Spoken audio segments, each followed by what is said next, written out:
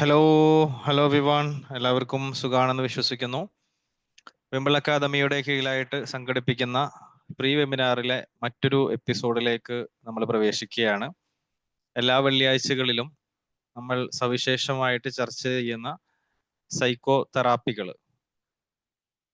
ഇന്ന് സ്കീമ തെറാപ്പിയുമായി ബന്ധപ്പെട്ടിട്ടുള്ള ഒരു ചർച്ചയാണ് ഇന്ന് നമ്മൾ ഇവിടെ നിർവഹിക്കാൻ ഉദ്ദേശിക്കുന്നത്. അതിനുവേണ്ടി എല്ലാവരും എന്താണ് സ്കീമ തെറാപ്പി എന്ന് പഠിക്കാൻ വേണ്ടി ഇവിടെ തയ്യാറായി എല്ലാവരും എത്തിച്ചേർന്നതിലുള്ള സന്തോഷവും സ്നേഹവും ഒക്കെ അറിയിക്കുകയാണ്. ഒരുപാട് തെറാപ്പികൾ ഇപ്പൊ നേരത്തെ ഇവിടെ സ്ക്രീൻ ഷെയർ ചെയ്ത സമയത്ത് തന്നെ നമ്മൾ മാത്രം കൊടുക്കുന്ന കുറെ തെറാപ്പികളുണ്ട്. അതല്ലാതെ തന്നെ നമ്മൾ ഫ്രീ വെബിനാറുകളിൽ കൊടുത്തിട്ടുള്ള ഒത്തിരി തെറാപ്പികളുണ്ട്. അതൊന്നും അതിൽ ലിസ്റ്റ് ചെയ്തിട്ടില്ല. ഏകദേശം 100-ൽ കൂടുതലായിട്ടുള്ള തെറാപ്പികൾ തന്നെ നമുക്ക് കാണാൻ സാധിക്കും. അപ്പോൾ ഓരോ തെറാപ്പികളെയും നമ്മൾ അടുത്തറിയാനുള്ള ഒരു പ്ലാറ്റ്ഫോം ആയിട്ടാണ് നമ്മൾ ഇത്തരത്തിലുള്ള ഒരു സീരീസ് തന്നെ സംഘടിപ്പിച്ചിട്ടുള്ളത്.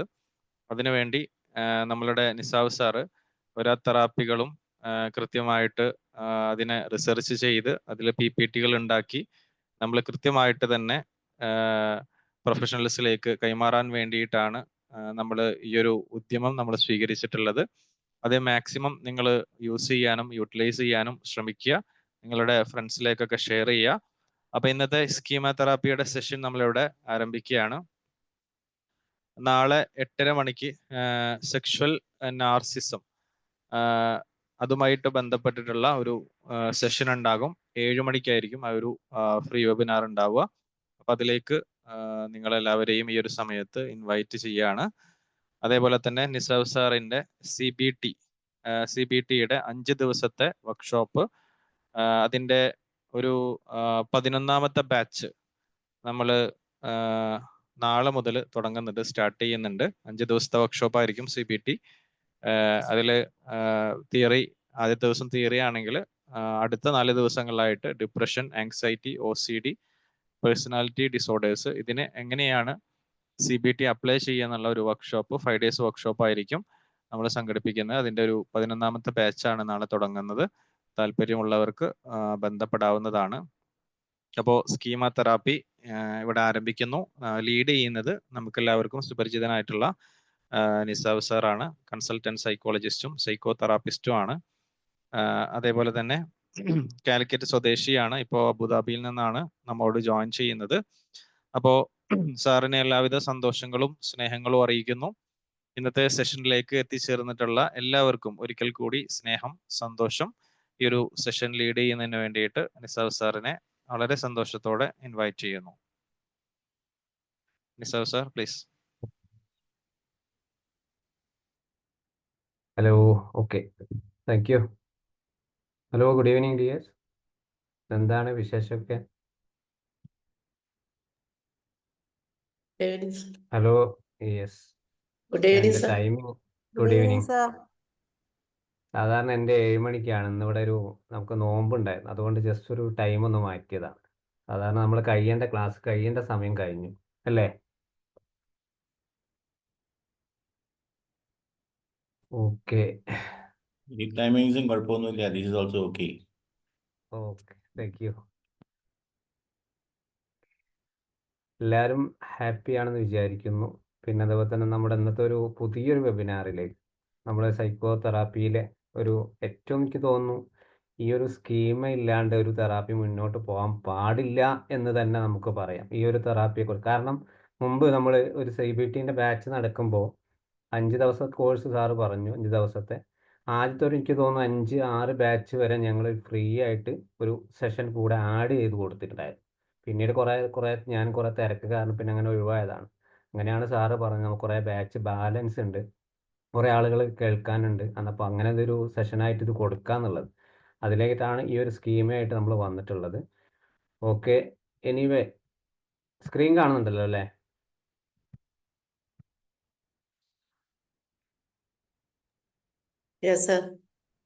ഓക്കെ. അപ്പോൾ സ്കീമ എന്ന് പറയുന്നത് ഒരു കോർ ബിലീഫ് തന്നെ, അതുപോലെ തന്നെ പറയാം, ഒരു തെറാപ്പി എന്ന മോഡിലേക്ക് നമ്മൾ കൊണ്ടുവരുന്നത്. അപ്പോൾ പ്രധാനമായിട്ട് CBT, സൈക്കോ അനാലിസിസ്, അതേപോലെ തന്നെ അറ്റാച്ച്മെൻറ്റ് തെറാപ്പി, അതുപോലെ EFT, ഇമോഷണൽ ഫോക്കസ് തെറാപ്പി.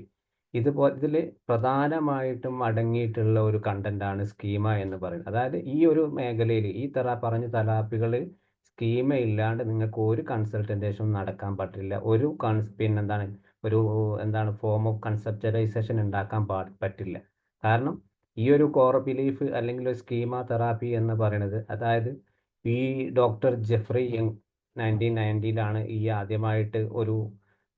ആദ്യമായി ഈ ഒരു തിയറിയിനെ കൊണ്ടുവന്നിട്ടുള്ളത്. അപ്പോൾ ആ കൊണ്ടുവന്ന സമയത്ത് പ്രധാനമായിട്ടും ഏറ്റവും കൂടുതൽ ഉപയോഗിച്ചിരുന്നത് CBT തന്നെയായിരുന്നു. കാരണം ഒരു CBTൻ്റെ നിങ്ങൾ പഠിച്ചവർക്കറിയാം അതെങ്ങനെയാണ് അതിൻ്റെ പ്രോസസ്സിങ് എന്നുള്ളത്, അതെങ്ങനെയാണ് അവസാനിക്കുന്നത്, എവിടെ നിന്നാണ് സ്റ്റാർട്ട് ചെയ്യുന്നത്. അപ്പോൾ ഈ ഒരു സ്കീമയിലേക്ക് നമ്മൾ വരുമ്പോൾ പ്രധാനമായിട്ട് ഒരുപാട് കാര്യങ്ങൾ പറയാനുണ്ട്. അപ്പോൾ പ്രധാനമായിട്ടും അന്ന് ജെഫ്രി യങ് തുടങ്ങിയിട്ടുള്ളത് ഈ ഒരു കാര്യത്തിന്, അതായത് ക്രോണിക് ആയിട്ടുള്ള ഹൈ ലെവലിലുള്ള ഒരു ഡിപ്രഷനിലൂടെയാണ് ഈ ഒരു തെറാപ്പി, അതായത് ഈ സ്കീമ അദ്ദേഹം പരീക്ഷണം നടത്തിയിട്ടുണ്ടായി. എങ്ങനെയാണ് ഈ ഒരു തെറാപ്പി എങ്ങനെ ഇതിലേക്ക് ആഡ് ചെയ്യാം. അതായത് മുമ്പത്തെ സൈക്കോ അനാലിസിസ് നമ്മൾ പറഞ്ഞിട്ടുണ്ട്, ഈ ഒരുപാട് വർഷങ്ങളെടുക്കും. പിന്നെ ഒരു വർഷത്തോളം ഒരു കേസൊക്കെ കിട്ടിയ ഒരു വർഷത്തോളം നമ്മൾ അതിൻ്റെ പിന്നാലെ പോകേണ്ടി വരും ചികിത്സിക്കാൻ. പക്ഷെ ആ സമയത്താണ് CBT വന്നിട്ടുള്ളതും. CBTൻ്റെ കുറഞ്ഞ സമയത്ത് 1954-ലാണ് CBT വന്നിട്ടുണ്ടായിരുന്നത്. അപ്പം അതിനുശേഷം ഇത് കുറച്ചുകൂടിയും ഈസി ആക്കാൻ വേണ്ടി എങ്ങനെ ഒരു ക്ലയൻറ്റ് വന്നാൽ അയാളുടെ പ്രശ്നത്തിലേക്ക് നമ്മൾ എങ്ങനെയാണ് കടന്ന് പോവുക, അയാൾ നമ്മളെ മുമ്പിൽ ക്ലയൻറ്റ് വരുന്ന സമയത്ത് നമുക്ക് എന്താണ് ചെയ്യേണ്ടത്, അയാളോട് നമുക്ക് എന്താണ് ചോദിക്കാനുള്ളത്, ഇത് കണ്ടെത്തണമെങ്കിൽ സ്കീമ അറിഞ്ഞിരിക്കണം. ആ സ്കീം അയാൾക്ക് എവിടെ നിന്നാണ് പ്രശ്നങ്ങൾ വന്നിട്ടുള്ളത്. അപ്പോൾ പ്രധാനമായിട്ടും ഒരു പേഴ്സണിൻ്റെ, അതായത് ഒരു വ്യക്തിയുടെ ജീവിതത്തിൽ ഉണ്ടാകുന്ന പ്രയാസങ്ങൾ മനസ്സിലാക്കി അത് കറക്റ്റ് വേയിൽ അറിഞ്ഞ് മനസ്സിലാക്കാൻ പറ്റുന്ന ഒരു തെറാപ്പിയാണ് സ്കീമ തെറാപ്പി എന്ന് പറയുന്നത്.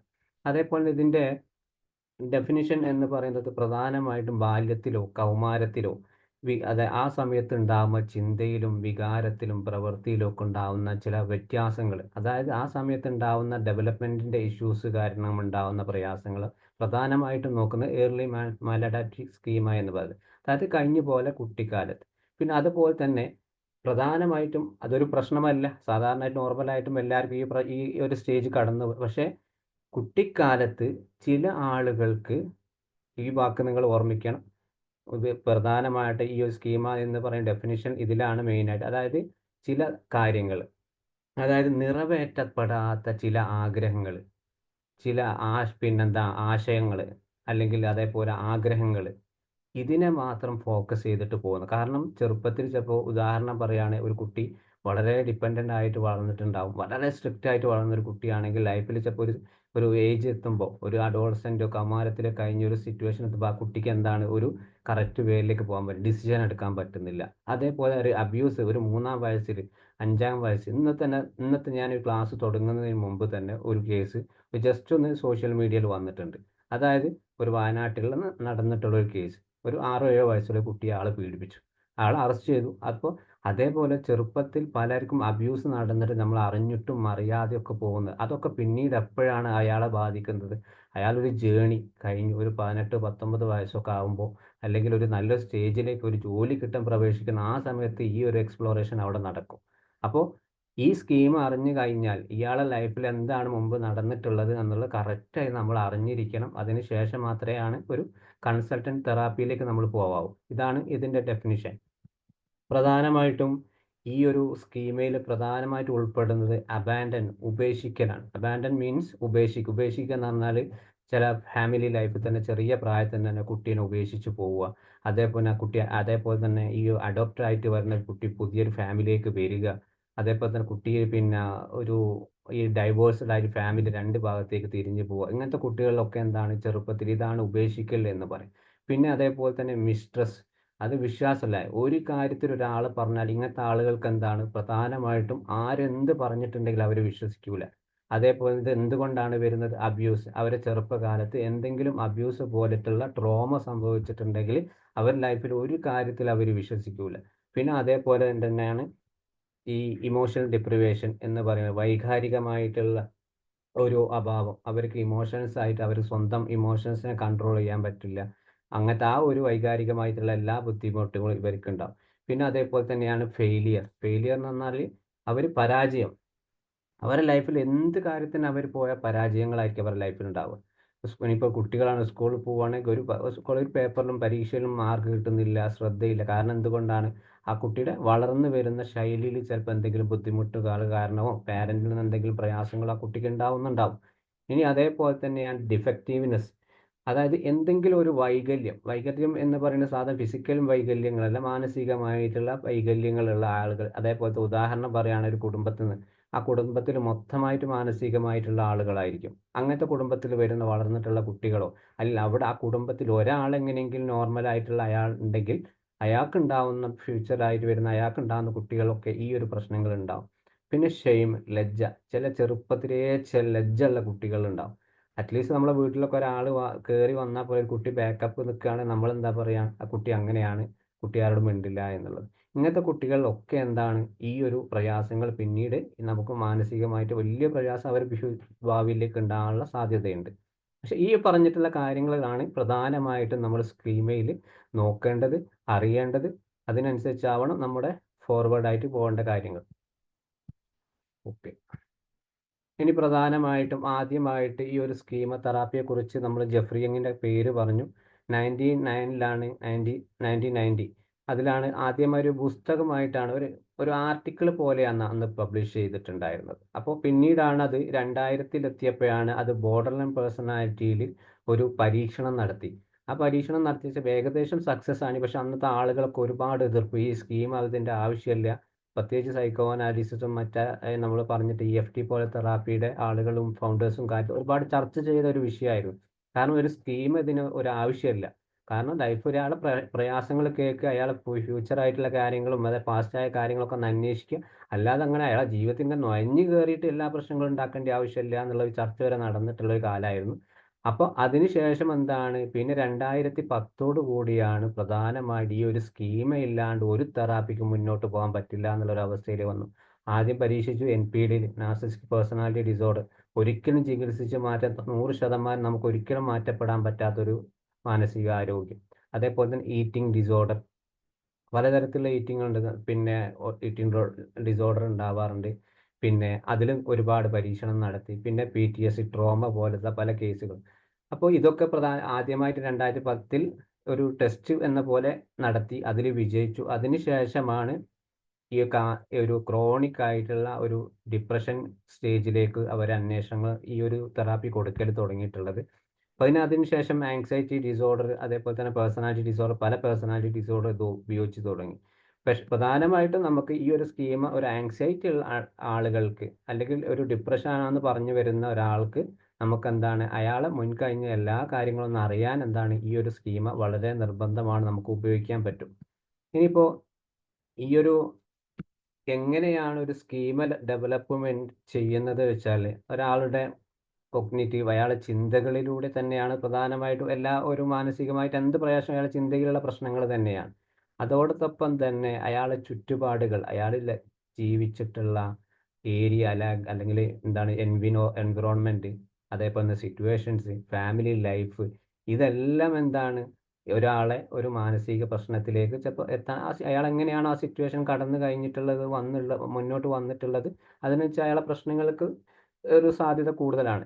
അപ്പോൾ ഇങ്ങനെ ഉണ്ടാവുന്ന സമയത്ത് അയാളുടെ കാഴ്ചപ്പാടുകൾ നോക്കണം, നമ്മൾ അയാളുടെ ചിന്തകൾ നോക്കണം. അയാൾ ആ ചിന്ത കാരണം എന്ത് സ്വഭാവമാണ് ഇപ്പോഴത്തെ ഈ ഒരു സിറ്റുവേഷനിൽ കാണിക്കുന്നത്, ആ സിറ്റുവേഷൻ കാരണം അയാൾക്ക് എത്രത്തോളം ഇമോഷണൽ റെഗുലേഷൻ കൺട്രോൾ ചെയ്യാൻ പറ്റുന്നുണ്ട്, അല്ലെങ്കിൽ അയാളുടെ ജീവിതത്തിൽ ഏതെങ്കിലും ഒരു ഡിസിഷൻ മേക്കിംഗ് എങ്ങനെയാണ് എടുക്കുന്നത്. ഇങ്ങനെയൊക്കെയാണ് ഒരു സ്കീമ ഡെവലപ്മെന്റ് ഉണ്ടാകുന്നത്. ഇനിയിപ്പോൾ ഈ ഒരു സ്കീമ പ്രധാനമായിട്ടും കുറച്ച് കാര്യങ്ങൾ നമ്മൾ പറയുന്നുണ്ട്. പ്രധാനമായിട്ടും ഒരു സ്കീമുള്ള ആളുകൾക്ക് ആളുകളുമായിട്ട് എന്താണ് മറ്റുള്ള ആളുകളുമായിട്ട് അടുപ്പം വളരെ കുറയും. അതേപോലെ തന്നെ പിന്നെ അവർ സുരക്ഷിതരാണെന്നുള്ള ഒരു ചിന്ത അവർക്ക് എപ്പോഴും ഉണ്ടാവില്ല. കാരണം എൻ്റെ ചുറ്റുപാടുകൾ എന്തൊക്കെയോ നടക്കാനിരിക്കുന്നു എന്നുള്ളത്.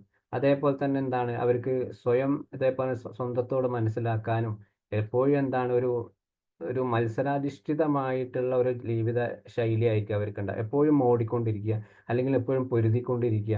അല്ലെങ്കിൽ ചില ആളുകൾക്ക് ഒന്നിനും വയ്യ, എനിക്ക് എൻ്റെ ലൈഫെല്ലാം തീർന്നു എന്നുള്ള ഒരു ചിന്താഗതി.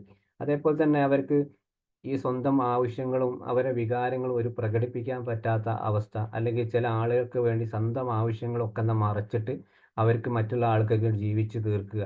ഇങ്ങനെ പലതരത്തിലുള്ള സ്കീമുകളാണ് ശരിക്കും ഒരാളുടെ ലൈഫിൽ ഉണ്ടാവുക. അപ്പോൾ ഇങ്ങനത്തെ ഏതെങ്കിലും റിലേറ്റഡ് ആയിട്ടുള്ള സ്കീമുകൾ അവർ നമ്മൾ എടുക്കുന്ന കേസുകൾ വന്നിട്ടുണ്ടെങ്കിൽ അയാളെ ചൈൽഡ്ഹുഡിലേക്ക് നമ്മൾ പോവൽ നിർബന്ധമാണ്. ഇനിയിപ്പോൾ പ്രധാനമായിട്ട് കുറച്ച് സ്കീമുകൾ നമ്മൾ പറയാം. സ്കീമുകൾ പ്രധാനമായിട്ടും കുറച്ച് ഒരു 18ഓളം സ്കീമുകൾ പൊതുവേ ഉണ്ട്.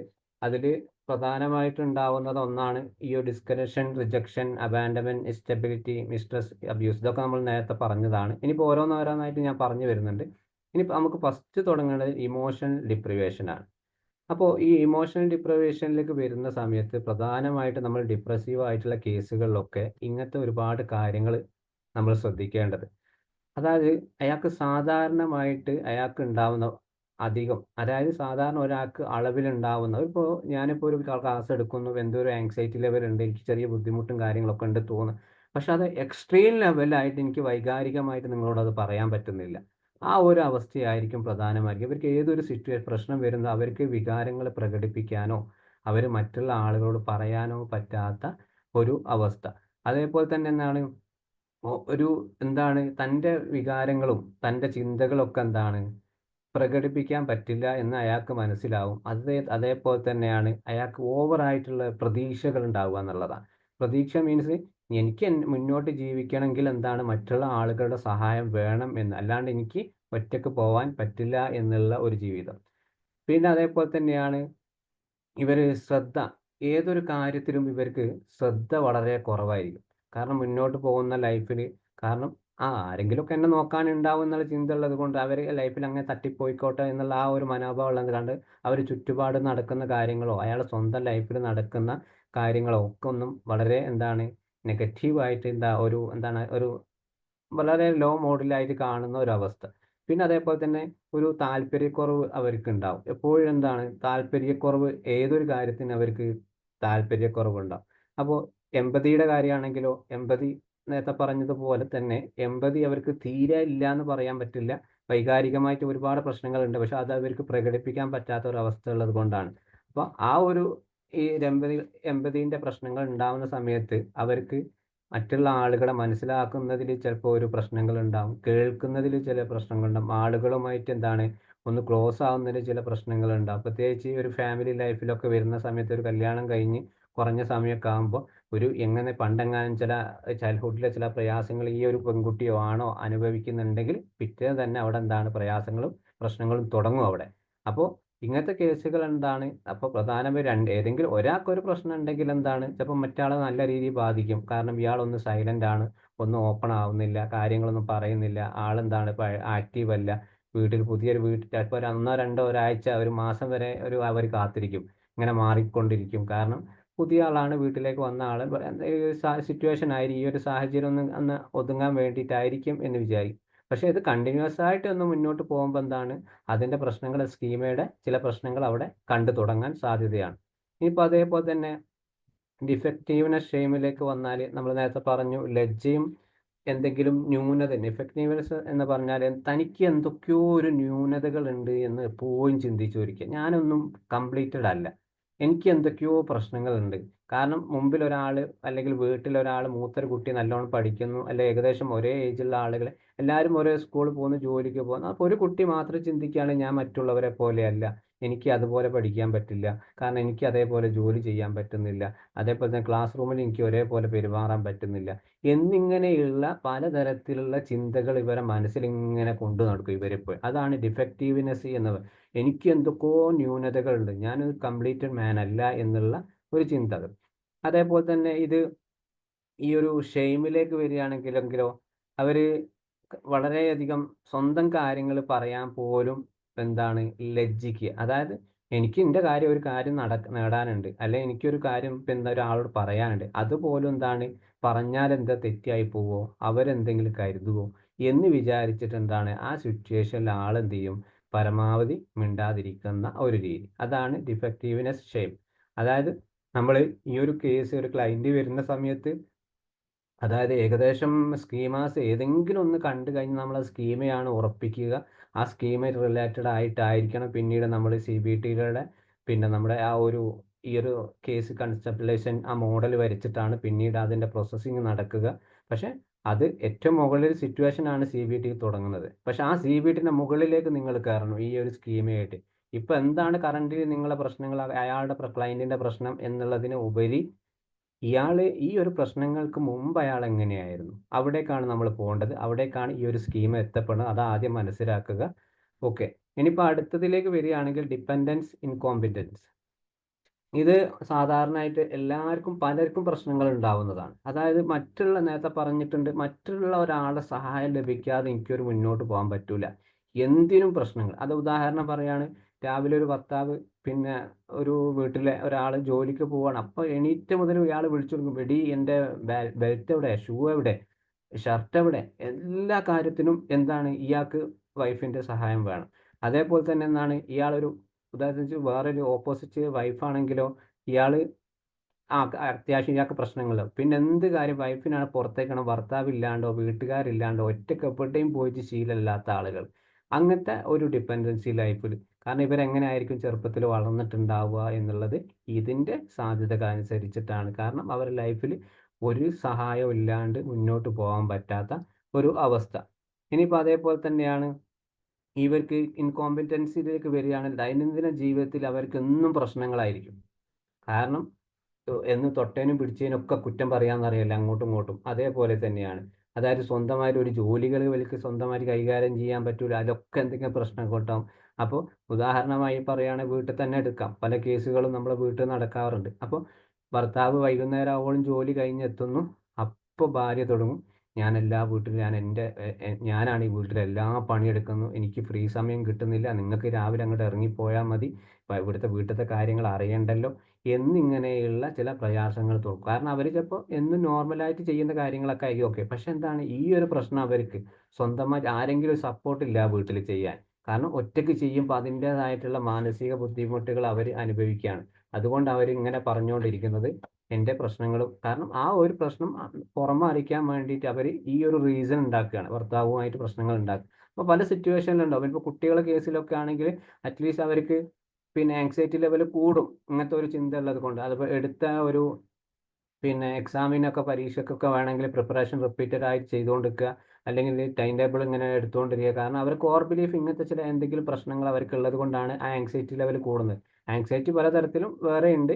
പക്ഷേ ഈ ഒരു സ്കീമ പണ്ട് അവർ ഡെവലപ്മെൻറ്റ് ചെയ്തിട്ടുണ്ടെങ്കിൽ, അവരുടെ മനസ്സിൽ അങ്ങനെ ചെയ്തിട്ടുണ്ടെങ്കിൽ, അതിൻ്റേതായ പ്രശ്നങ്ങൾ അവർക്ക് ഉണ്ടെങ്കിൽ ഡെയിലി ലൈഫിനെ അവരെ നല്ല രീതിയിൽ ബാധിക്കാനുള്ള സാധ്യതയുണ്ട്. ഓക്കെ ആണോ എല്ലാവരും? ഞാനിങ്ങനെ പറഞ്ഞു പോവാണ് സ്പീഡിൽ. മനസ്സിലാവുന്നുണ്ടോ? സ്പീഡ് കുറയ്ക്കണോ? എന്തെങ്കിലും ഉണ്ടെങ്കിൽ പറയാട്ടോ. ഓക്കെയാണ് സർ. ഓക്കെ. ഇനി അടുത്തത് എൻമെഷ്മെന്റ് ആൻഡ് ഡെവലപ്മെന്റ് സെൽഫ്. അതായത് എൻമെഷ്മെന്റ് എന്ന് പറയുന്നത് ബന്ധനാവസ്ഥ എന്നൊക്കെ പറയും. അതായത് പൂർണ്ണമായിട്ടും പിന്നെ ഒരാളുടെ പിന്നെ ഒരു ജീവിതത്തിൽ നേരത്തെ പറഞ്ഞ ഈ ഒരു ഡിപ്രവേഷനുമായിട്ട് കണക്ഷനാണ്. ജീവിതത്തിൽ അയാൾ എന്തൊക്കെയോ അയാളുടെ ലൈഫിൽ എന്തൊക്കെയോ കാര്യങ്ങൾ ചെയ്തിട്ടുണ്ട്, എന്തൊക്കെയോ ലൈഫിൽ അയാൾ കൊണ്ടുപോകുന്നുണ്ട്. അപ്പോൾ സാധാരണ സോഷ്യൽ ലൈഫിലുണ്ടാവും, ഫാമിലി ലൈഫിലുണ്ടാവും, പിന്നെ അതേപോലെ തന്നെ പല പ്രശ്നങ്ങളും ഉണ്ടാവും. അപ്പോൾ ഇങ്ങനെയൊക്കെ ഉണ്ടാകുന്ന ലൈഫിൽ അയാൾ എന്താണ് സ്വന്തം ആവശ്യങ്ങൾ അറ്റ്ലീസ്റ്റ് എന്താണ് ഒരു ചെറുപ്പത്തിൽ കുറേ രക്ഷിതാക്കളിൽ നിന്ന് കിട്ടേണ്ട കാര്യങ്ങളുണ്ടാവും. അപ്പോൾ അതേപോലെ തന്നെ അത് കഴിഞ്ഞിട്ട് അടുത്ത സ്റ്റേജ് നമ്മൾ സ്വന്തം വികസിപ്പിച്ചെടുക്കേണ്ട കാര്യങ്ങളുണ്ടാവും. ഇങ്ങനൊക്കെ നടന്നു പോകുന്ന കാര്യങ്ങൾ ഒന്നും ആരോടും പറയാതെ എനിക്കിങ്ങനെയൊക്കെ മതി, എൻ്റെ ലൈഫിൽ ഇങ്ങനെയൊക്കെ കിട്ടിയാൽ മതി എന്നുള്ള ആ ഒരു ചിന്ത. കാരണം ഒരുപാട് നീഡ്സുകളുണ്ട് ഓരോ സ്റ്റേജിലും. നമ്മുടെ ലൈഫിലൊക്കെ മുന്നോട്ട് പോകുമ്പോൾ എന്താണ് പല ആൾക്കാരും കാര്യങ്ങൾ ചോദിക്കണം, പിന്നെ അഡ്വൈസ് സ്വീകരിക്കേണ്ടി വരും. അപ്പോൾ ജോലിയിലൊക്കെ പ്രൊമോഷൻസ് നേടേണ്ടി വരും, ആ സാഹചര്യമൊക്കെ ഉണ്ട്. പക്ഷേ ഇയാളുടെ ലൈഫിൽ എന്താണ് ഒരു വേയിൽ കൂടെ പോവുക, ഡ്യൂട്ടിക്ക് പോവുകയാണ്, പോകുന്നു തിരിച്ചു, അതിൻ്റെ ഇടയ്ക്ക് യാതൊരു കോണ്ടാക്റ്റും ഇല്ല, ഒന്നുമില്ല. ഇതേപോലെയാണ് എൻമെഷ്മെൻറ്റും അൺഡെവലപ്മെൻറ്റും. കാരണം സ്വന്തം എന്തെങ്കിലും ലൈഫിൽ നടന്നിട്ടുണ്ടെങ്കിൽ അതുമായിട്ട് കൊണ്ടുപോവുക എന്നുള്ള ഒരു രീതി. ഇനിയിപ്പോൾ ഫെയിലിയറിലേക്ക് വരികയാണെങ്കിൽ, ഫെയിലിയർക്ക് വരുമ്പോൾ എല്ലാ മേഖലയ്ക്കും പറഞ്ഞതുപോലെ എല്ലാ മേഖലയും പരാജയപ്പെടും എന്നുള്ള തോട്ടുകാരം ഒന്നും ചെയ്യാൻ പറ്റാത്ത അവസ്ഥ. ഇനിയിപ്പോൾ സ്കൂളിൽ പോവുകയാണ്, സ്കൂളിൽ മറ്റുള്ള കുട്ടികളെ പോലെ എനിക്ക് പഠിക്കാൻ പറ്റുന്നില്ല, അതുകൊണ്ട് കുട്ടി സ്കൂളിൽ പോകുന്നില്ല. കാരണം ആ സ്കൂളിൽ പോകാവുന്ന സമയത്ത് എന്താണ് തലവേദന, വയറുവേദന, അതേപോലത്തെ തലചുറ്റൽ എന്നിങ്ങനെയുള്ള പല കാര്യങ്ങൾ ഇങ്ങനത്തെ കുട്ടികൾ ഒരു ബിഹേവിയർ ആയിട്ട് എടുക്കാനുള്ള സാധ്യത കൂടുതലാണ്. അതേപോലെ തന്നെ ചില കുട്ടികളാണ് സ്കൂളിൽ പോയാൽ വളരെ ഇൻട്രോവേർട്ടഡ് ആയിരിക്കും. ഒന്നും ചോദ്യം പറയുന്നില്ല. ആരോ ബോധിപ്പിക്കാൻ വേണ്ടി സ്കൂളിൽ പോകുന്നു. പഠിക്കുന്നുണ്ടോ എന്ന് ചോദിച്ചാൽ പഠിക്കുന്നു.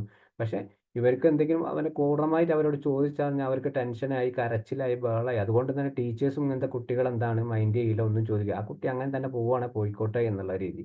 ഇപ്പോൾ സ്വന്തം ലൈഫിൽ കരിയറൊക്കെ ആണെങ്കിൽ ഒരു ജോലിയൊക്കെ കിട്ടിക്കഴിഞ്ഞാലും ആ ജോലി മാത്രം ഉദ്ദേശിക്കുക, മറ്റൊരു ജോലിയിലേക്ക് അയാൾ പോവില്ല. കാരണം ഈ ഒരു ജോലി മാത്രം എനിക്ക് മതി എന്നുള്ള ഒരു ചിന്താഗതി ഉള്ളത് കൊണ്ട് മറ്റൊരു ജോലി എനിക്ക് നല്ലതോണം ചെയ്യാൻ പറ്റില്ല.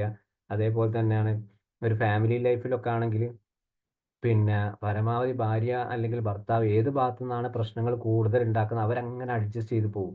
കാരണം എങ്ങനെയെങ്കിലും ആ ലൈഫിൽ മുന്നോട്ട് കൊണ്ടുപോവുക എന്നുള്ള രീതി മാത്രം അവിടെ വെച്ചിട്ട്.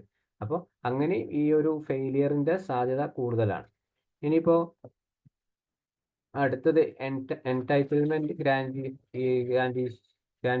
ഗ്രാൻഡിയോസിറ്റി എന്ന് പറയുന്നത് പിന്നെ എന്റർടൈൻമെന്റ് എന്ന് പറയുന്നത് ആത്മനിയന്ത്രണം. സ്വന്തമായിട്ട് എന്താണ് ഒരു ആത്മനിയന്ത്രണം ഇല്ലാത്ത ഒരു അവസ്ഥ. പിന്നെ അതേപോലെ തന്നെയാണ് ഗ്രാൻഡിയോസിറ്റി എന്ന് പറയുന്നത് സ്വയം അച്ചടക്കമില്ലാത്ത ഒരു അവസ്ഥ. കാരണം അയാളുടെ ലൈഫിൽ എന്തെങ്കിലുമൊക്കെ എന്താണ് ഒരു വികാരത്തിന് അമിതമായിട്ട് അടിച്ചമർത്താന്നതല്ല, ഒരു വികാരത്തിന് മാത്രം ഒതുങ്ങി ജീവിക്കുക എന്നുള്ള ആ ഒരു രീതിയാണ്. കാരണം അവർക്ക് എന്തെങ്കിലും മുമ്പ് കഴിഞ്ഞിട്ടുള്ള എന്തെങ്കിലും വിശ്വാസങ്ങളോ അല്ലെ ബിലീഫ് സിസ്റ്റങ്ങളോ ഒക്കെ അവരെ കൂടെ ഉണ്ടെങ്കിൽ, കാരണം മുമ്പ് ഒരു ബാഡ് എക്സ്പീരിയൻസ് അവരുടെ ലൈഫിൽ ഉണ്ടായി. അപ്പോൾ ആ ലൈഫിൽ അയാളുടെ ലൈഫ് അതങ്ങനെ കൊണ്ടുപോകുന്ന സമയത്ത് അയാൾ ആ ഒരു സ്കീം അയാൾ മനസ്സിൽ വെക്കുകയാണ്. എനിക്ക് ഈ ഒരു പ്രശ്നം ഉള്ളത് കൊണ്ട് എനിക്ക് മുന്നോട്ട് പോകാൻ പറ്റില്ല. കാരണം ഓൾറെഡി എൻ്റെ ലൈഫിൽ ഇങ്ങനെ സംഭവിച്ചു പോയി. അതുകൊണ്ട് എനിക്കൊരു നല്ല ഒരു ഫാമിലി ഉണ്ടാവില്ല. അതേപോലെ ചെറുപ്പത്തിൽ ട്രോമ അബ്യൂസ് നടന്ന ഒരു പെൺകുട്ടിയാണെങ്കിൽ ആ പെൺകുട്ടി ഇങ്ങനെ വിചാരിക്കുകയാണ്, എനിക്കിനി ഈ ഒരു ലൈഫ് മാത്രമേ ഉള്ളൂ, കാരണം ഞാനൊരു നല്ല സ്ത്രീയല്ല എന്നുള്ള ഒരു ചിന്താഗതിയിലേക്ക് വരാനുള്ള സാധ്യത. ഇതാണ് നമ്മൾ കുറച്ച് മെയിൻ ആയിട്ടുള്ള ഈ ഒരു സ്കീമ എന്ന് പറയും. അതിലെ ആ സുപ്പീരിയർ ടു അതേഴ്സ് എന്നല്ലേ ഉദ്ദേശിക്കുന്നത്, ഇൻഫീരിയർ അല്ലല്ലോ ഏതില് തൊട്ട് മുമ്പത്തേലെ ഗ്രാൻഡിയോസിറ്റി. Entitle yes. സ്പെഷ്യൽ എന്റൈറ്റിൽമെന്റ്സും ഞാൻ മറ്റുള്ളവരെക്കാട്ടും കേമാനാണ് എന്നുള്ള തോന്നലല്ലേ ഉണ്ടാവണേ. ഓക്കെ ഓക്കെ അതന്നെ, സോറി. അപ്പോൾ ഒരു വികാരത്തിന് അമിതമായിട്ടുള്ള ഒരു പ്രകടനത്തെ നിയന്ത്രിക്കുക എന്നുള്ളതാണ് അതിൻ്റെ ഒരു മെയിനായിട്ട് പറയണത്. ഓക്കെ, അപ്പോൾ അത് തന്നെയാണ് സുപ്പീരിയറിനാണ്. കാരണം എൻ്റെ വിശ്വാസങ്ങൾ മറ്റുള്ളവരുടെ പേരിൽ അടിച്ചേൽപ്പിക്കാൻ അയാൾ തയ്യാറല്ല. പിന്നെ അത് തന്നെയാണ് മെയിനായിട്ട് കൊണ്ടുപോകുന്നത് എന്നുള്ള ചിന്താഗതിയായിരിക്കും ഇതിൽ വരുന്നത്. ഓക്കെ. ഓക്കെ, ഇപ്പം അടുത്തത് insufficient self control and self discipline. ഇതിൽ പ്രധാനമായിട്ടും ഇവരുടെ റെഫ്യൂസലായിട്ടുള്ള പലതരത്തിലുള്ള സെൽഫ് കൺട്രോളും ഈ ഒരു ഫ്രസ്ട്രേഷനും ടോളറൻസും അങ്ങനത്തെ മാനസികമായിട്ടുള്ള എല്ലാ തരത്തിലുള്ള അവർക്ക് ബുദ്ധിമുട്ടുകൾ ഇങ്ങനത്തെ ആൾക്കാർക്കുണ്ടാവും. കാരണം ഇൻസഫിഷ്യൻ്റ് ആയിട്ട് സെൽഫ് കൺട്രോൾ എന്നാണ് ഈ വികാരങ്ങൾ പ്രകടിപ്പിക്കാൻ പറ്റാത്ത അവസ്ഥകൾ, അതെല്ലാം ആളുകൾ ഓപ്പൺ ആകാൻ പറ്റാത്ത പ്രശ്നങ്ങൾ. അതൊക്കെ കാരണങ്ങൾ സ്വന്തമായിട്ടൊരു ഫ്രസ്ട്രേഷൻ, ദേഷ്യവും, പിന്നെ നമ്മൾ ഭയങ്കര വാശിയും ദേഷ്യമൊക്കെ പറയാറില്ലേ, അതൊക്കെ കൂടുതലാവും. കാരണം അവർക്ക് അവരെ ഇമോഷൻസിനെ കൺട്രോൾ ചെയ്യാൻ പറ്റാത്ത ഒരവസ്ഥ.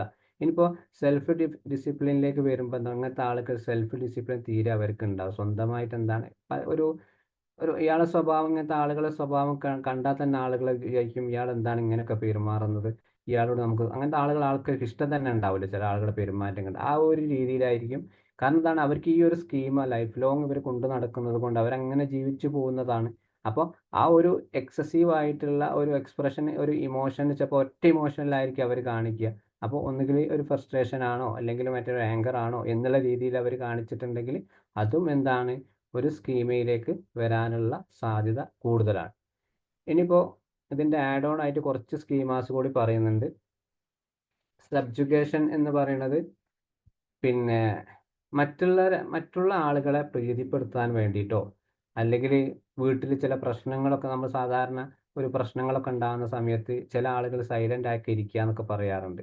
അപ്പോൾ അതേപോലെയാണ്. അപ്പോൾ മറ്റുള്ള ആളുകൾ സന്തോഷിപ്പിക്കാൻ വേണ്ടിയിട്ട് സ്വന്തം ആവശ്യങ്ങളൊക്കെ ഉള്ളിൽ ഒതുക്കിയിട്ട്, അല്ലെങ്കിൽ ഇത് ഉള്ളിൽ ഒതുക്കുക എന്ന് പറയുന്നത് ആവശ്യങ്ങൾ, അയാളെ വികാരങ്ങൾ, ആഗ്രഹങ്ങളൊക്കെ പുറത്ത് പറയാതെ അങ്ങനെ കൊണ്ടുപോവുക. കാരണം മറ്റുള്ളവർക്ക് വേണ്ടിയിട്ട് ജീവിക്കുക എന്ന് തന്നെ പറയാം. ഇനിയിപ്പോൾ സെൽഫ് സാക്രിഫൈസിലേക്ക് വരുന്ന സമയത്ത് സ്വന്തം ചെലവിൽ ആളുകൾക്ക് തീറ്റിപ്പോറ്റുക പറയാറില്ലേ. അതായത് സ്വന്തത്തിന് വേണ്ടിയിട്ട് ഒരു രൂപ പോലും അയാൾ ചെലവാക്കിയിട്ടുണ്ടാവില്ല. മറ്റുള്ളവർക്ക് വേണ്ടിയിട്ട് എന്താണ് അയാൾ ചിലപ്പോൾ വർഷങ്ങളോളം കഷ്ടപ്പെട്ടിട്ട് കുടുംബത്തിന് വേണ്ടി ജീവിക്കുക എന്നൊക്കെ പറയും. ഒരു പ്രവാസികൾ എന്നൊക്കെ ഇതിൽ പണ്ടത്തെ ഒരു സാഹിത്യം പോലെ പറയാണ്. പ്രവാസികൾ എന്ന് പറയുന്നത് എന്താണ്, കുടുംബത്തിന് വേണ്ടി ജീവിക്കുക. പക്ഷെ അത് അങ്ങനെയല്ല. പക്ഷെ ഇങ്ങനത്തെ ആളുകൾക്ക് എന്താണ്, ഈ ഒരു സ്കീമ ലെവലിൽ ഉണ്ടാവുന്നവർ അവർ ലൈഫ് ലോങ് എന്താണ് മറ്റുള്ളവർക്ക് വേണ്ടി ജീവിക്കും. എത്ര വേണേൽ അവർക്ക് ചെലവാക്കാനൊക്കെ അവർക്ക്, കാരണം ഇവരെ ആഗ്രഹങ്ങളൊന്നും അവർ നടത്തൂല. അവരൊക്കെ ഉള്ളിലൊതുക്കി കൊണ്ട് നടക്കും. ഇനിയിപ്പോൾ അപ്രൂവൽ സീക്കിങ്ങിലേക്ക് വരികയാണെങ്കിൽ, വ്യക്തിപരമായിട്ട് നേരത്തെ പറഞ്ഞതിൻ്റെ കുറച്ചൊരു തന്നെയാണ് കുറച്ച് ഇയാളെ നമ്മുടെ വ്യക്തിപരമായിട്ടുള്ള മൂല്യങ്ങൾ, അയാളെ നമ്മുടെ വാല്യൂ ആയിട്ടുള്ള കാര്യങ്ങളൊക്കെ എന്താണ് പിന്നെ അയാൾക്ക് പിന്നെ പ്രകടിപ്പിക്കാൻ, അല്ലെങ്കിൽ ഒരാളിപ്പോൾ ഒരു അംഗീകാരം കിട്ടുക, ഒരു പ്രശംസിക്കുക, ഇതൊന്നും ഇങ്ങനത്തെ ആളുകൾക്ക് താല്പര്യം ഉണ്ടാവില്ല. അപ്പോൾ എന്താണ്, ഇതിനൊന്നും തൽക്കാലം അയാൾ എന്തായാലും മുൻഗണന കൊടുക്കൂല. കാരണം ഇങ്ങനത്തെ ആളുകൾക്ക് പിന്നെ അതേപോലെ തന്നെ എന്താണ് അപ്രോസിക്കൽ നെഗറ്റീവായിട്ട് ഓപ്പോസിറ്റീവായിട്ട് കാര്യങ്ങൾ വരുന്നുണ്ട്. കാരണം എപ്പോഴും ഇങ്ങനത്തെ ആളുകൾ എന്താണ് സ്വന്തം അംഗീകാരത്തിനും പ്രശംസയ്ക്കും അതേപോലെ സ്വന്തം ആവശ്യങ്ങൾക്കൊക്കെ എന്താണ് മുൻതൂക്കം കൊടുക്കാനുള്ള സാധ്യത രണ്ട് വരുന്നുണ്ട്. പോസിറ്റീവായിട്ടും വരുന്നുണ്ട്, നെഗറ്റീവായിട്ടും വരുന്നുണ്ട്. ഇനിയിപ്പോൾ നെഗറ്റീവും പ്രീ പ്രീമിസം എന്നതിലേക്ക് വരുമ്പോൾ, പിന്നെ പ്രധാനമായിട്ടും എന്ത് കാര്യം ഇവരോട് പറഞ്ഞാലും, എന്ത് കാര്യം നമ്മൾ ചർച്ച ചെയ്താലും, ഇവർ പോസിറ്റീവായിട്ട് എന്ത് കാര്യം നമ്മൾ അവിടെ പറഞ്ഞാൽ ഇവർ ആദ്യം അതിൻ്റെ നെഗറ്റിവിറ്റിയെ കാണുക. കാരണം ഇവരോടൊന്നും നമ്മൾ കാര്യം പറയാൻ പറ്റില്ല. കാരണം അതിൻ്റെ നെഗറ്റീവ് വശം വരെ കണ്ടിട്ട് എന്താ പറയുക, ആ പ്രശ്നം ഒന്നുകൂടി വഷളാക്കും. അപ്പോൾ ആ രീതിയിലായിരിക്കും ഇവരെ ചിന്താഗതികൾ പോവുക. അതേപോലെ തന്നെയാണ് അണ്ടർലൈൻഡ് സ്റ്റാൻഡേർഡ് എന്ന് പറയുമ്പോൾ, പിന്നെ വളരെയധികം ചില പ്രശ്നങ്ങൾ സാധാരണ ഉണ്ടാവാറുണ്ട്. അപ്പോൾ ആ പ്രശ്നങ്ങളൊക്കെ എന്താണ് ഇവർക്ക് പിന്നെ ഉണ്ടാകുന്ന സമയത്ത് അവർക്ക് എങ്ങനെയാണ് ഹാൻഡിൽ ചെയ്യേണ്ടത് എന്ന് അവർക്ക് അറിയാൻ പറ്റില്ല. അപ്പോൾ ഹാൻഡിൽ ചെയ്യാൻ പറ്റാത്ത സമയത്ത് എന്താണ് ഇവർ മറ്റുള്ള ആളുകളെ സപ്പോർട്ടിന് വേണ്ടി കൊണ്ടുപോവുക, അല്ലെങ്കിൽ എന്തെങ്കിലും വിമർശനമോ അല്ലെങ്കിൽ എന്തെങ്കിലും തൻ്റെ ലൈഫിൽ എന്തെങ്കിലും സംഭവിക്കാനുണ്ടോ എന്ന് വിചാരിച്ചിട്ടുണ്ടെന്ന് അതിലേക്ക് ഇറങ്ങി പോവാതിരിക്കുക. അപ്പോൾ ഈ സമയത്ത് അങ്ങനെയാണെങ്കിൽ ഒരു ജോലിയോടുള്ള അല്ലെങ്കിൽ പിന്നെ മറ്റൊരു വിദ്യാഭ്യാസപരമായി കുട്ടികൾക്കാണെങ്കിൽ അതിനൊന്നും ആത്മാർത്ഥത തീരെ ഇല്ലാത്ത ആളുകളായിരിക്കും. കാരണം അവർ ആ ജോലിക്ക് പോകുന്നല്ലാണ്ട് ആ ജോലിക്ക് ചെയ്യേണ്ട കാര്യങ്ങളൊന്നും അവിടെ ചെയ്യുന്നില്ല അവർ. ഇനിയിപ്പോൾ അതേപോലെ തന്നെ ഇമോഷണൽ ഇൻഹിബിഷൻ പറഞ്ഞിട്ടില്ല. ഇമോഷണൽ ഇൻഹിബിഷനിലേക്ക് വരുന്ന സമയത്ത് പിന്നെ ഇവര് വിധിയെക്കുറിച്ചോ അല്ലെങ്കിൽ അവർക്ക് വരാനിരിക്കുന്ന എന്തോ ഉള്ളിൽ, അതായത് തനിക്ക് എന്തോ ഒരു പ്രശ്നം, അതായത് എൻ്റെ ലൈഫിൽ എന്തോ ഉണ്ട് എന്ന് വരാനിരിക്കുന്നു എന്നുള്ള ചില പ്രയാസം അവരെ മനസ്സിൽ എപ്പോഴും കൊണ്ടുനടക്കും. കാരണം അതുകൊണ്ട് തന്നെ എന്താണ് ഇവർക്ക് സന്തോഷം എന്താണെന്നറിയില്ല, സങ്കടം എന്താണെന്നറിയില്ല, അവർക്ക് ഒരു ഹാപ്പിനെസ്സും എന്താണ് ഒരു ലൈഫിൽ ഒരു എൻജോയ്മെന്റ് അങ്ങനത്തെ കാര്യമൊന്നും ഇവർക്ക് അനുഭവിക്കാൻ കഴിയില്ല. കാരണം ഈ ഒരു ആങ്സൈറ്റി ലെവൽ അവരെ കൂടെ കൊണ്ട് നടക്കുന്നത് കൊണ്ട് വളരെ ബുദ്ധിമുട്ടായിട്ട് വരും. ഇനിയിപ്പോൾ പുനിറ്റീവ്നെസ്സിലേക്ക് വരികയാണെങ്കിൽ, അതായത് ചെറിയൊരു തെറ്റ് പറ്റിയാൽ പോലും എന്താണ് എന്നെ ശിക്ഷിക്കപ്പെടണം. അതായത് എന്ത് തെറ്റ് ചെയ്താൽ എന്താണ് അതിന് ശിക്ഷ നേടണം എന്നുള്ള രീതിയിൽ, ശിക്ഷ കൊടുക്കണം എന്നുള്ള രീതിയിൽ. കാരണം ചെറിയൊരു മൈന്യൂട്ടായിട്ടുള്ള തെറ്റ് വന്നാൽ പോലും അതെന്താണ് ഞാൻ ശിക്ഷ നേടാൻ, അല്ലെങ്കിൽ എനിക്ക് ശിക്ഷ കിട്ടാൻ എന്താണ് അതിന് ഞാൻ അർഹനാണ്, അതുകൊണ്ട് എനിക്ക് ആ ശിക്ഷ കിട്ടിയേ തീരൂ എന്നുള്ള രീതി. അതുകൊണ്ട് എന്താണ് ഇവരെ ഒരു ലൈഫ് സ്റ്റൈൽ എന്ന് പറയുന്നത് എന്താണ്, ഒരു തെറ്റും എവിടെയും പറ്റാൻ പാടില്ല. വളരെ പെർഫെക്ഷനോട് കൂടി മുന്നോട്ട് കൊണ്ടുപോവുക എന്നുള്ളതാണ്. അഥവാ പറ്റിയാൽ തന്നെ ഭയങ്കരമായിട്ട് ടെൻഷനായിരിക്കും. ഇപ്പോൾ അടുത്ത കാലത്തൊരു ഇതേപോലൊരു കേസിൽ വന്ന സമയത്ത്, അപ്പോൾ ഇവർക്ക് ചെറിയൊരു ഓഫീസ്, നമ്മളെ ബാക്ക്ഗ്രൗണ്ട് ഒന്ന് അന്വേഷിച്ചപ്പോൾ അവർ അവരെ കാര്യങ്ങൾ അന്വേഷിച്ച സമയത്ത് ഓഫീസിൽ ചെറിയൊരു 5 മിനിറ്റ് ഡെയിലി അവർ ഒരു ദിവസം നേരം വൈകി. അപ്പോൾ ആ നേരം വൈകിയ സമയത്ത് അവരെ സാറ് പറയുന്നു, അന്ന് വൈകുന്നേരം ആവോളം എന്നോട് ആ ഒരു മാഡം എന്നോട് സോറി എന്ന് പറഞ്ഞുകൊണ്ടിരിക്കുകയായിരുന്നു. കാരണം ഇവർക്ക് ആ ഒരു സ്കീം ഈ അവരെ ലൈഫിലുണ്ട്. കാരണം എൻ്റെ ഭാഗത്തൊരു തെറ്റും വരാൻ പാടില്ല എന്നുള്ള ഒരു ചിന്താഗതി. ഇനിയിപ്പോൾ ഹൈപ്പർ ക്രിറ്റിക്കൽനെസ്സിലേക്ക് വരുന്ന സമയത്ത്, പിന്നെ വളരെയധികം ഈ പറഞ്ഞതുപോലെ തന്നെ ഈ ഒരു സ്കീമുകളെയും കൊണ്ട് എന്താണ് ഈ സറണ്ടറും അത് രണ്ടും കൂടി പെടും. ഈ മുമ്പ് പറഞ്ഞിട്ടുള്ള എല്ലാ സ്കീമുകളും എന്താണ് കൂടെ കൊണ്ടുപോവുക എന്നുള്ളതാണ്. ഈ പറഞ്ഞിട്ടുള്ള നമ്മൾ ഒരുപാട് കാര്യങ്ങൾ പറഞ്ഞു. ആ സ്കീമുകളൊക്കെ എന്താണ് ലൈഫ് ലോങ് കൊണ്ടുപോയിട്ട് എന്താണ് എൻ്റെ ലൈഫിൽ ഇതോളം ഒരു മുമ്പിലൊരു സ്റ്റോപ്പ് വെക്കുകയാണ്. എനിക്കിനി മുന്നോട്ട് പോകാൻ പറ്റില്ല എന്നുള്ള ആ ചിന്താഗതിയാണ് സറണ്ടർ വരെ എത്തി നിൽക്കുന്നത്. അപ്പോൾ ഏകദേശം കുറച്ച് ഞാൻ 18ഓളം സ്കീമാസുകളുണ്ട്. ഞാൻ പൂർണ്ണമായിട്ട് പറഞ്ഞിട്ടില്ല. അപ്പോൾ ഈ കുറച്ച് സ്കീമാസ് മാത്രം ഞാൻ ഈ കുറച്ച് പറഞ്ഞിട്ടുണ്ട് ഇവിടെ. ഓക്കെ. ഇനിയിപ്പോൾ ഈ ഒരു ഫോക്കസ് ഓൺ എങ്ങനെയാണ് ഒരു സ്കീമ തെറാപ്പിയിൽ നമ്മൾ പ്രധാനമായി ശ്രദ്ധിക്കേണ്ടത് കാര്യങ്ങൾ. അപ്പോൾ നമ്മൾ പ്രധാനം പറഞ്ഞു ഏർലി മാലഡാപ്റ്റീവ് സ്കീമ തന്നെയാണ്. അതായത് ചൈൽഡ്ഹുഡിൽ അല്ലെങ്കിൽ അയാളെ മുമ്പ് കഴിഞ്ഞിട്ടുള്ള സംഭവവുമായിട്ട് ബന്ധപ്പെട്ട് ഫോക്കസ് ചെയ്യുക പ്രധാനമായിട്ടും. അപ്പോൾ അതിൽ കുട്ടിക്കാലത്ത് അയാൾ വൈകാരികമായിട്ട് എന്തെങ്കിലും പ്രശ്നങ്ങൾ അയാളുടെ ലൈഫിൽ നടന്നിട്ടുണ്ടോ, അല്ലെങ്കിൽ എന്തെങ്കിലും ഇമോഷണൽ നീഡ്സ് എന്തെങ്കിലും കിട്ടാനുണ്ടോ, അല്ലെങ്കിൽ മാതാപിതാക്കളിൽ നിന്ന് അയാൾക്ക് എന്തെങ്കിലും അകൽച്ച ഉണ്ടായിട്ടുണ്ടോ, അല്ലെങ്കിൽ എന്തെങ്കിലും അബ്യൂസ് നടന്നിട്ടുണ്ടോ, അല്ലെങ്കിൽ PTSD പോലെ എന്തെങ്കിലും ട്രോമ അയാളുടെ ലൈഫിൽ നടന്നിട്ടുണ്ടോ എന്ന് നമ്മൾ ശ്രദ്ധിക്കണം. ഇനിയിപ്പോൾ അതേപോലെ തന്നെ ഈ ഒരു പ്രശ്നങ്ങൾ കാരണം അയാൾ എന്ത് ചെയ്തിട്ടുണ്ടോ, എന്തെങ്കിലും ഒരു കോപ്പിംഗ് സ്റ്റൈൽ എടുത്തിട്ടുണ്ടോ. അതായത് മുമ്പുള്ള പല സ്കീമാസ് നമ്മൾ പറഞ്ഞു, ആ സ്കീം അയാൾ എന്താണ് ഒരു കോപ്പിംഗ് മെക്കാനിസം പോലെ കൊണ്ട് ലൈഫിൽ കൊണ്ടുപോകുന്നുണ്ടോ. ഇനിയിപ്പോൾ ഓട്ടോണമി ആവാം, അതേപോലെ തന്നെ സറണ്ടർ, അവോയ്ഡൻസ്, ഇങ്ങനെ പലതരത്തിലുള്ള നമ്മൾ ഒരുപാട് കാര്യങ്ങൾ പറഞ്ഞു. അപ്പോൾ ഈ പറഞ്ഞിട്ടുള്ള എല്ലാ സ്കീമിൽ ഏതെങ്കിലും ഒന്ന് അയാൾ ലൈഫിലും കൊണ്ടുപോവുകയാണെങ്കിൽ എന്താണ്, അതും നമ്മൾ പ്രധാനമായി ശ്രദ്ധിക്കേണ്ട കാര്യങ്ങളാണ്. പിന്നെ അതേപോലെ തന്നെ സാമൂഹ്യമായിട്ട് ഇയാൾക്കുണ്ടാവുന്ന ചില ആളുകളോട് എങ്ങനെ സംസാരിക്കണം, പരമാവധി സോഷ്യലുമായിട്ട് ഇയാൾ എത്ര അവോയ്ഡൻസ് ഉണ്ട് ആളുകളുമായിട്ട്. അതേപോലെ തന്നെ ഇയാൾ ഓവർ കോമ്പൻസേഷൻ എന്ന് പറയുന്നത് സാമൂഹ്യമായിട്ട് തീരെ എന്താണ്, ഒരു ഉദാഹരണം പറയുകയാണെങ്കിൽ അയാൾ ഒരു പുറത്തേക്ക് ഇറങ്ങിയപ്പോൾ ഒരു ഫ്രണ്ട് സർക്കിൾ പോലും പറയാൻ പറ്റിയൊരു സുഹൃത്ത് പോലും ഇല്ലാത്ത ഒരവസ്ഥ, അറ്റ്ലീസ്റ്റ് മാസ്ക് വരെ ഇട്ട് പോകുന്ന ഒരവസ്ഥ ചില ആളുകളിൽ കാണാം. പണ്ടൊക്കെ നമ്മൾ ആ കൊറോണ സമയത്ത് ഈ ഒരു ഇപ്പോഴും ചില ആളുകൾ കാണാറുണ്ട്. പക്ഷെ അത് ചിലപ്പോൾ എന്തെങ്കിലും ആങ്സൈറ്റി ലെവൽ കൂടിയിട്ടാവും. പക്ഷെ ലൈഫ് ലോങ് എന്താണ്, കുറേ വർഷങ്ങൾ പോകുന്ന ആളുകൾ എന്നെ കാണാൻ പാടില്ല, എന്നോട് സംസാരിക്കാൻ പാടില്ല എന്നുള്ള ചിന്താഗതി ഉണ്ടെങ്കിൽ അതൊരു സ്കീമയാവാൻ സാധ്യതയുണ്ട്. ഇനിയിപ്പോൾ എങ്ങനെയാണ് ഒരു സ്കീമ ഡെവലപ്മെന്റ് ചെയ്യുന്നത്, ഇത് തന്നെ പറഞ്ഞിട്ടുള്ള കാര്യങ്ങൾ തന്നെയാണ് അയാൾ നടത്താൻ. അതായത് തനിക്ക് ചെറുപ്പകാലത്ത് കിട്ടാത്ത കുറേ കാര്യങ്ങളൊക്കെ ഉണ്ടെങ്കിൽ അതെന്താണ് ഈ ഒരു സ്കീം ഉണ്ടാവാനുള്ള സാധ്യത കൂടുതലാണ്. അപ്പോൾ പാരന്റിന്റെ ഒരു ഒരു കിട്ടാത്ത സ്നേഹം, അല്ലെങ്കിൽ എന്തെങ്കിലും അബ്യൂസ്, അതിൽ കെയർ ടേക്കറിൻ്റെ അടുത്തുള്ള മോശമായിട്ടുള്ള അനുഭവങ്ങൾ, അങ്ങനെ അതേപോലെ തന്നെ ട്രോമാറ്റിക് ആയിട്ടുള്ള അല്ലെങ്കിൽ നെഗറ്റീവ് ലൈഫ് ഇവൻസുകൾ, പലതരത്തിലുള്ള ബുദ്ധിമുട്ടുകൾ എന്തൊക്കെയാണ് അയാളുടെ ലൈഫിൽ നടന്നിട്ടുള്ളത്, അതൊക്കെ എന്താണ് ഒരു സ്കീം ഡെവലപ്മെന്റ് ചെയ്യാനുള്ള സാധ്യത കൂടുതലാണ്. ഇനിയിപ്പോൾ ഈ ഒരു കൾച്ചറും സോഷ്യൽ ഇൻഫ്ലുവൻസും ഒക്കെ എന്താണ് അയാളെ ലൈഫിലേക്ക് പ്രശ്നങ്ങൾ ഉണ്ടാക്കാൻ, സാധാരണ ഒരാൾക്ക് മാനസികമായിട്ടൊരു ബുദ്ധിമുട്ട് ഉണ്ടാക്കുന്ന അയാൾ പേഴ്സണൽ ഇഷ്യൂസ് മാത്രമായിരിക്കില്ല. അപ്പോൾ ചുറ്റുപാടിൽ നിന്ന് എത്രത്തോളം അയാൾക്ക് പ്രശ്നങ്ങൾ ഉണ്ട് എന്നുള്ളത് നമ്മൾ കാര്യമായിട്ട് അതും കൂടി ഇതിൻ്റെ ആഡ് ഓൺ ആവേണ്ടതാണ്. ഇനി ഗോൾസിലേക്ക് വരാം. എന്തൊക്കെയാണ് ഇതിൻ്റെ ഗോൾസ്? പ്രധാനമായിട്ടും ഈ ഒരു സ്കീമുകൾ നമ്മൾ ഐഡൻറ്റിഫൈ ചെയ്യുക എന്നുള്ളതാണ്. പിന്നെ സ്കീം എന്താണ്, അയാൾക്ക് എത്രത്തോളം ലൈഫിൽ ഇമ്പാക്റ്റ് ചെയ്ത് അയാളെ ലൈഫിനെ ബാധിച്ചിട്ടുണ്ട്, ഏതെങ്കിലും ഒരു സ്കീം അയാളെ കൂടെ ഉണ്ടെങ്കിൽ അയാളെ ഈ ഒരു ഇമ്പാക്റ്റ് ചെയ്തിട്ടുണ്ട്, ബാധിച്ചിട്ടുണ്ട് എന്ന് നമ്മൾ നോക്കുക. പിന്നെ അതേപോലെ തന്നെയാണ് ചേഞ്ച് മാലഡാപ്റ്റീവ് കോപ്പിംഗ്. ഈ ഒരു മാലഡാപ്റ്റീവ് ആയിട്ടുള്ള ചിന്തകൾ, തെറ്റായിട്ട് കിടക്കുന്ന ചിന്തകൾ അയാൾ എന്താണ് ഒരു കോപ്പിംഗ് സ്റ്റൈല് പോലെ അയാൾ കൂടപ്പിറപ്പായിട്ട് കൊണ്ട് നടക്കുന്നുണ്ടോ, എപ്പോഴും അയാളെ കൂടെ തന്നെ അയാളെ മനസ്സിലായിട്ടുണ്ടോ എന്നുള്ളത്.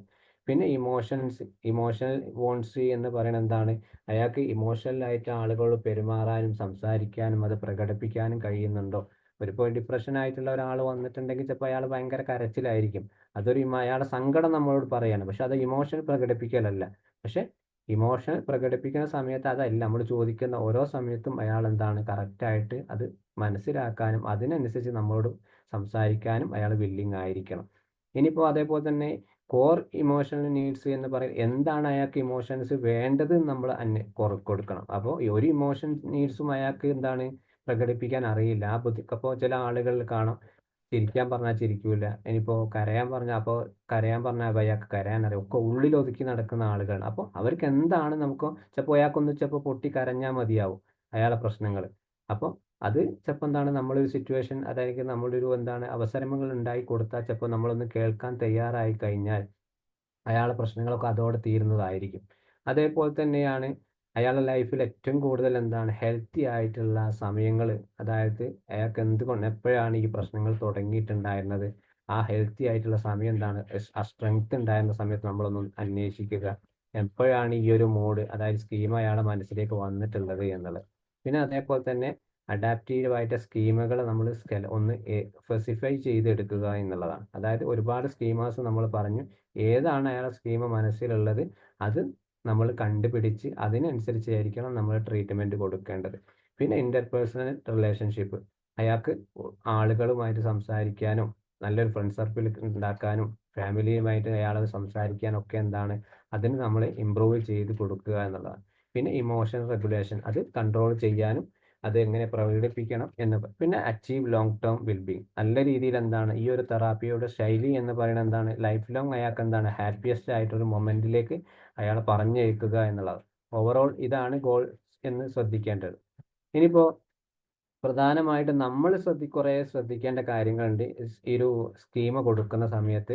അതായത് ലിമിറ്റഡ് റീപാരന്റിങ് എന്ന് പറയും, ഈ കുട്ടികളിലൊക്കെ വല്ല പ്രശ്നങ്ങൾ ഉണ്ടാകുകയാണെങ്കിൽ അത് നമ്മുടെ പാരന്റുമായിട്ട് അവർക്ക് ഒരുമിച്ചിരിക്കും കൊടുക്കണം എന്നുള്ളത്, റീപാരന്റ് ചെയ്ത് കൊടുക്കുക എന്നുള്ളതാണ്. ഇപ്പം മുതിർന്നതായിട്ടുള്ള കുറഞ്ഞ ആളുകൾ ക്ലയന്റ് എങ്കിൽ അയാൾക്ക് ചിലപ്പോൾ പാരന്റ് കിട്ടേണ്ട കുറേ പ്രശ്നങ്ങൾ, ചിലപ്പോൾ സ്നേഹവും ഇതൊന്നും കിട്ടാത്ത ഒരാളാണെങ്കിൽ എങ്ങനെയെങ്കിലും ഒരു റീപാരന്റ് ജോയിൻ ചെയ്യാൻ പറ്റുമോ, അയാളെ സ്നേഹം ഒന്ന് അച്ഛനും അമ്മയോ അല്ലെങ്കിൽ പ്രകടിപ്പിക്കാൻ പറ്റുന്ന സാഹചര്യമാണെങ്കിൽ, അല്ലെങ്കിൽ അതിന് പറ്റിയിട്ടുള്ള ലൈഫിൽ എവിടെ ആരെ കൂടെ ഉള്ളത് നമ്മളൊന്ന് ജോയിൻ ചെയ്ത് കൊടുക്കുക, അയാൾക്ക് ആ പണ്ടത്തെ കിട്ടാത്ത സ്നേഹം ഒന്ന് വീണ്ടും എത്തിച്ചു കൊടുക്കുക എന്നുള്ളതാണ്. പിന്നെ പ്രധാനമായിട്ടും സൈക്കോ എഡ്യൂക്കേഷൻ ആണ് കൊടുക്കേണ്ടത്. സൈക്കോ എഡ്യൂക്കേഷൻ എന്ന് പറയുന്നത് നമ്മൾ അയാളെ പ്രസന്റ്ലി പ്രോബ്ലത്തിന് അപ്പുറത്തേക്ക് അയാളുടെ ലൈഫിൽ എവിടെയാണ് അയാൾ പ്രശ്നങ്ങൾ തുടങ്ങിയിട്ടുള്ളത് അവിടെ തുടങ്ങിയിട്ട് ആ സൈക്കോ എഡ്യൂക്കേഷന് കാര്യങ്ങൾ പറഞ്ഞു കൊടുക്കണം. ചിലപ്പോൾ ഒന്നോ രണ്ടോ സെഷൻ തന്നെ സൈക്കോ എഡ്യൂക്കേഷന് വേണ്ടി വരും, ഈ ഒരു കോർ ബിലീഫും സ്കീമാസും ഒക്കെ ഉള്ള ആളുകളാണെങ്കിൽ. പിന്നെ അവർക്ക് എന്താണ്, അപ്പോൾ പ്രധാനമായും നമ്മൾ ചേഞ്ചസ് വരുത്തേണ്ടത് അവരുടെ ചിന്തകളിലും ബിഹേവിയറും അവരുടെ സ്വഭാവത്തിലും കാര്യത്തിലും ഇപ്പോൾ ലൈഫിൽ എന്തൊക്കെയാണ് അവരുടെ ലൈഫ് കൊണ്ടുപോകുന്ന ആ രീതിയിലൊക്കെ എന്താണ് ഡെയിലി റൊട്ടീനിലൊക്കെ എന്താണ് നമുക്ക് പരമാവധി ചേഞ്ചസ് ഉണ്ടാക്കി കൊടുക്കേണ്ടി വരും. ഇനിയിപ്പോൾ അസസ്മെന്റ് ആൻഡ് ഇന്റർവെൻഷനിലേക്ക് വരുന്ന സമയത്ത് പ്രധാനമായിട്ടും ഈ ഒരു സ്കീമ ഡയറി എന്ന് പറയുന്ന ഒരു ഡയറി ഉണ്ട്. അപ്പോൾ ആ സ്കീമ ഡയറിയിൽ അവരോട് പറയും ഒരു ഡയറി കൊണ്ടുവരാൻ. അപ്പോൾ ആ ഡയറി കൊണ്ടുവരുന്ന സമയത്ത് അവർ പ്രധാനമായിട്ട് അതിൽ ചെയ്യേണ്ട 3-4 കാര്യങ്ങളാണ്. ഒന്ന് ട്രിഗർ, ഇമോഷൻസ്, പിന്നെ അതേപോലെ തന്നെയാണ് ഈ പറഞ്ഞിട്ടുള്ള തോട്ട്, റിയൽ ബിഹേവിയർ. അപ്പോൾ അതിൽ ചെയ്യുന്ന സമയത്ത് ട്രിഗർ എന്ന് പറയുന്ന ആദ്യ സമയത്ത് അയാളോട് ചോദിക്കുക ഈ ട്രിഗർ. അപ്പോൾ അവിടെ ഈ ഒരു മനസ്സിലൂടെ നിങ്ങൾക്ക് എന്താണ് ഈ ഒരു ട്രിഗർ റിപ്പീറ്റഡ് ആയിട്ട് വരുന്ന കാര്യങ്ങൾ, അത് ഡയറിയിൽ ഒന്ന് എഴുതുക. ഡേ 1 എന്ന് പറഞ്ഞിട്ട് അയാളോട് എഴുതുക. അപ്പോൾ നിങ്ങളുടെ മനസ്സിലൂടെ എന്താണ് ഒരേ റിപ്പീറ്റഡ് ആയിട്ടൊരു ട്രിഗർ നിങ്ങൾക്ക് വന്നിട്ടുണ്ടെങ്കിൽ അത് എഴുതുക. ഇനിയിപ്പോൾ ഇമോഷൻസ് ആണ്, ആ ട്രിഗർ കാരണം എന്ത് ഇമോഷൻസ് ആണ് നിങ്ങൾ അനുഭവിക്കുന്നത്, എന്ത് പ്രശ്നമാണ്, വൈകാരികമായിട്ട് സങ്കടമാണോ, ദേഷ്യമാണോ, അല്ലെങ്കിൽ മറ്റു തരത്തിൽ എന്തെങ്കിലും പ്രകടിപ്പിക്കാൻ പറ്റാത്ത ഒരു വൈകാരികമായ പ്രശ്നങ്ങൾ നിങ്ങൾ അനുഭവിക്കുന്നെങ്കിൽ അത് എഴുതുക. പിന്നെ അതേപോലെ തന്നെ എന്താണ് തോട്ട്, അതായത് ഈ ഒരു പ്രശ്നം, ഈ ഒരു ട്രിഗർ കാരണം, വൈകാരികമായ പ്രശ്നങ്ങൾ കാരണം നിങ്ങളെ ചിന്തയിൽ എന്തൊക്കെയാണ് കടന്നു പോകുന്നത്, ശേഷം ഈ ഒരു ചിന്ത കാരണം നിങ്ങൾ എന്ത് സ്വഭാവമാണ് ഇപ്പം നിലവിൽ കാണിക്കുന്നത് എന്നുള്ളത്. ഇതൊരു സ്കീമ ഡയറിയിൽ ഡെയിലി കാരണം ഒരൊറ്റ ദിവസം എന്താണ് അവർ റിപ്പീറ്റഡ് ആയി എഴുതിക്കൊണ്ടിരിക്കണം. അറ്റ്ലീസ്റ്റ് എന്താണ് നമുക്കൊരു സ്കീമ തെറാപ്പി കൂടെ ഒരു 10 സെഷനാണ് ഇതിൽ പറയുന്നത്. ഒരു 8-9 ആകുമ്പോൾ തന്നെ ഏകദേശം നമ്മൾ കറക്റ്റ് വേയിൽ പോവുകയാണെങ്കിൽ ഇത് അന്വേഷിച്ച് കഴിഞ്ഞാൽ നമുക്ക് എന്താണ് തെറാപ്പി ആ സെഷൻ അവിടെ ക്ലോസ് ചെയ്യാം. പിന്നെ ഒരു ജേണൽ എഴുതുന്നത് പോലെയാണ് ഈ ഒരു സ്കീമ ഡയറി അവരെ കൊണ്ട് എഴുതി. ട്രിഗർ എല്ലാ ദിവസവും എഴുതിപ്പിക്കണം, ഇമോഷൻസ് എഴുതിക്കണം, തോട്ട് എഴുതിക്കണം, റിയൽ ബിഹേവിയർ എഴുതിക്കണം. കാരണം ഓൾറെഡി ഒരു സൈലന്റ് ആയിട്ടുള്ള ഒരാളാണ്, അല്ലെങ്കിൽ ഒരു ഇൻട്രോവേർട്ട് ആയിട്ടുള്ള ഒരാളൊക്കെ ആണെങ്കിൽ എന്താണ് അയാൾ റിയൽ ബിഹേവിയർ കണ്ടെത്താൻ അയാൾക്ക് തന്നെ പ്രശ്നമായിരിക്കും. കാരണം ഞാൻ ഏത് സ്വഭാവമാണ് ഇപ്പോൾ നിലവിൽ കാണിക്കുന്നത്, ആ സ്വഭാവം ഇപ്പോൾ എന്താണ് എല്ലാവർക്കും ഇഷ്ടമായിക്കൊള്ളണമെന്നില്ല, ഞാൻ പുതിയൊരു സ്വഭാവം കൊണ്ടുവന്നാൽ. അപ്പം ആ റിയൽ ആയിട്ടുള്ള സ്വഭാവം എഴുതിയിട്ട് അയാൾക്ക് തന്നെ മടുപ്പ് തോന്നും. കാരണം ഇതല്ല എൻ്റെ യഥാർത്ഥ സ്വഭാവം, ഞാൻ നല്ല രീതിയിൽ സ്വഭാവം ഒന്നുകൂടി പുറത്തേക്ക് കൊണ്ടുവരേണ്ടത്. അതിന് വേണ്ടിയിട്ടാണ് ഈ ഒരു സ്കീമ ഡയറി അവരെ കൊണ്ട് എഴുതിപ്പിക്കുന്നത്. ഇനിയിപ്പോൾ അസസ്മെന്റ് എന്ന് പറഞ്ഞ സ്കീം ഉണ്ട്, നമ്മൾ എങ്ങനെയാണ് തിരിച്ചറിയുക? YSQ എന്ന് പറയുന്ന ഒരു സ്കോറാണ്, അത് ഒരു ക്വസ്റ്റ്യനറാണ്. അപ്പോൾ ആ ക്വസ്റ്റ്യൻ വെച്ചിട്ടാണ് ഏകദേശം എന്താണ് ഈ ഒരു പറഞ്ഞിട്ടുള്ള 18ഓളം ഈ സ്കീമാസും പറയുന്നുണ്ട്, എല്ലാം പൂർണ്ണമായി ഡീറ്റെയിൽസ് അതിൽ പറയുന്നുണ്ട്. അപ്പം അവരെ കൊണ്ട് നമ്മൾ ചോദ്യങ്ങൾ ചോദിക്കുക, അവരെക്കൊണ്ട് അത് മാർക്ക് സ്കോർ ചെയ്യുന്ന രീതിയിലായി. ഏകദേശം ഒരു 60-70% ക്വസ്റ്റ്യൻസ് ആൾ സ്കോർ ചെയ്തിട്ടുണ്ടെങ്കിൽ ഏകദേശം ഇയാൾക്ക് സ്കീമുകൾ ഏകദേശം എല്ലാം ഉണ്ട് എന്ന് പറയാം. ഇനിയിപ്പോൾ ഏകദേശം 70 കുറച്ച് താഴെ വരികയാണെങ്കിൽ എന്താണ് ഓരോ സ്കീമുകൾ ഓരോ സ്പെസിഫിക് ആയിട്ടുള്ള ക്വസ്റ്റ്യൻസ് ആണ്. നമുക്ക് വേണമെങ്കിൽ ഗ്രൂപ്പിൽ ഞാൻ ഷെയർ ചെയ്യുന്നുണ്ട് അതിൻ്റെ PDF. അപ്പോൾ അത് എന്താണ് അതിനനുസരിച്ചായിരിക്കാം നമ്മൾ ഒരു സ്കീം ഉണ്ട് എന്ന്. ഇനിയിപ്പോൾ നിങ്ങൾ ഈ കൊഗ്നിറ്റീവ് തെറാപ്പിയാണ് CBT ആണ് കൊടുക്കുന്നതെങ്കിൽ പോലും എന്താണ് നമ്മൾ ആ കൊഗ്നിറ്റീവ് CBTൻ്റെ മോഡലൊക്കെ വരച്ച് വെച്ച് ആളെ പഠിപ്പിക്കുകയാണ്. പക്ഷെ അതിന് മുമ്പ് ഇയാളെ പ്രശ്നങ്ങളിലേക്ക് യഥാർത്ഥ പ്രശ്നങ്ങളിൽ എത്താൻ ഏറ്റവും നല്ലത് എന്താണ് ഈ YSQ അസസ്മെൻറ്റ് ടൂൾസ് ഉപയോഗിച്ചിട്ട് അയാളെ യഥാർത്ഥ പ്രശ്നങ്ങൾ കണ്ടെത്തിയിട്ട് പിന്നെ ഒരു CBT മോഡലിലേക്ക് എനിക്ക് ബിഹേവിയർ തെറാപ്പിയോ അതേപോലെ തന്നെ ഈ ഒരു EFTയോ DBTയോ ഒക്കെ നമുക്ക് സൈക്കോഅനാലിസിസ് ഒക്കെ ഇതേപോലെ ഉപയോഗിക്കാം. അപ്പോൾ കൊഗ്നിറ്റീവ് ടെക്നിക്കുകൾ നമ്മൾ ഉപയോഗിക്കണം. അതേപോലെ തന്നെ എക്സ്പെരിമെൻ്റൽ എന്ന് പറയുന്നത് എന്താണ് ഈ YSQ ടൂളാണ്. ബിഹേവിയർ എന്നാണ്, അതായത് ബിഹേവിയർ ABCD മെത്തേഡ് വേണമെങ്കിൽ നമ്മൾ ഉപയോഗിക്കാം. അതായത് ABCA എന്ന് പറയുന്നത് ആൻറ്റിസിഡൻസ് ആണ്. ഇപ്പം നിലവിൽ എന്താണ് അയാൾക്ക് സംഭവിച്ചത്, അതിനു മുമ്പ് എങ്ങനെയായിരുന്നു. B എന്ന് പറയുന്നത് ഈ ഒരു പ്രശ്നങ്ങൾ കാരണം അയാൾ എന്ത് സ്വഭാവമാണ്, എന്ത് വിശ്വാസങ്ങളാണ് അയാൾക്കുള്ളത്. അതിനുശേഷമാണ് C കോൺസിക്വൻസസ് മീൻസ് എന്താണ് അയാൾക്ക് എന്ത് പരിണിത ഫലമാണ് ആ സ്വഭാവം കാരണം ആ പ്രശ്നം കാരണം അയാൾ അനുഭവിച്ചുകൊണ്ടിരിക്കുന്നത്. അതൊക്കെ നമുക്ക് CBTയിലെ ടൂൾസുകളാണ്. പിന്നെ തെറാപ്യൂട്ടിക് റിലേഷൻഷിപ്പ്, നല്ലൊരു റിലേഷൻഷിപ്പ് ഉണ്ടാക്കിയാൽ മാത്രമേ ഈ പറഞ്ഞിട്ടുള്ള കാര്യങ്ങളൊക്കെ നമുക്ക് മുന്നോട്ട് കൊണ്ടുപോകാൻ പറ്റും. ഇനിയിപ്പോൾ ഈ ഒരു തെറാപ്പിയിൽ പ്രധാനമായിട്ട് ഉപയോഗിക്കേണ്ടത് സോക്രാറ്റിക് ക്വസ്റ്റ്യൻസ് ആണ്. സോക്രാറ്റിക് ക്വസ്റ്റ്യൻ ഇല്ലാത്ത ഒരു തെറാപ്പിയും പോകാൻ പറ്റില്ല എന്ന് തോന്നുന്നു. അപ്പോൾ പരമാവധി നല്ല രസകരമായിട്ട് അവർക്ക് മനസ്സിലാകുന്ന ഡീപ്പായിട്ടുള്ള കുറേ ചോദ്യങ്ങൾ അവരോട് ചോദിക്കുക. അപ്പോൾ അത് ഏകദേശം അറിഞ്ഞാൽ തന്നെ അവർക്ക് ഈ പ്രശ്നങ്ങളും കാര്യങ്ങളൊക്കെ നമ്മളെ ചോദ്യമാണ്, കമ്മ്യൂണിക്കേഷൻ സ്കില്ലാണ്. നമ്മൾ കൗൺസിലിംഗ് ചെയ്യുന്ന സമയത്ത് അത് അവർക്ക് വളരെ ഇമ്പോർട്ടൻ്റ് ആയി വരും. ഇനിയിപ്പോൾ ടെസ്റ്റിംഗ് യുവർ തോട്ട്, അതും വളരെ ഇമ്പോർട്ടൻ്റ് ആയിട്ടുള്ള ഒരു ടൂൾസാണ് ഇതിൽ ഉപയോഗിക്കാൻ പറ്റുന്നത്. അതായത് ടെസ്റ്റിംഗ് ടൂൾസ് എന്ന് പറയുന്നത് ഒരു ചോദ്യം പോലെയാണ്. അപ്പോൾ എന്താണ് ആദ്യത്തെ ഒരു ടെസ്റ്റ്, എന്താണ് നിങ്ങളുടെ ഇപ്പോഴത്തെ സാഹചര്യം, അതൊരു ടെസ്റ്റിംഗ് ആണ്. അവരെ തോട്ടിനെ പരീക്ഷിക്കുകയാണ്.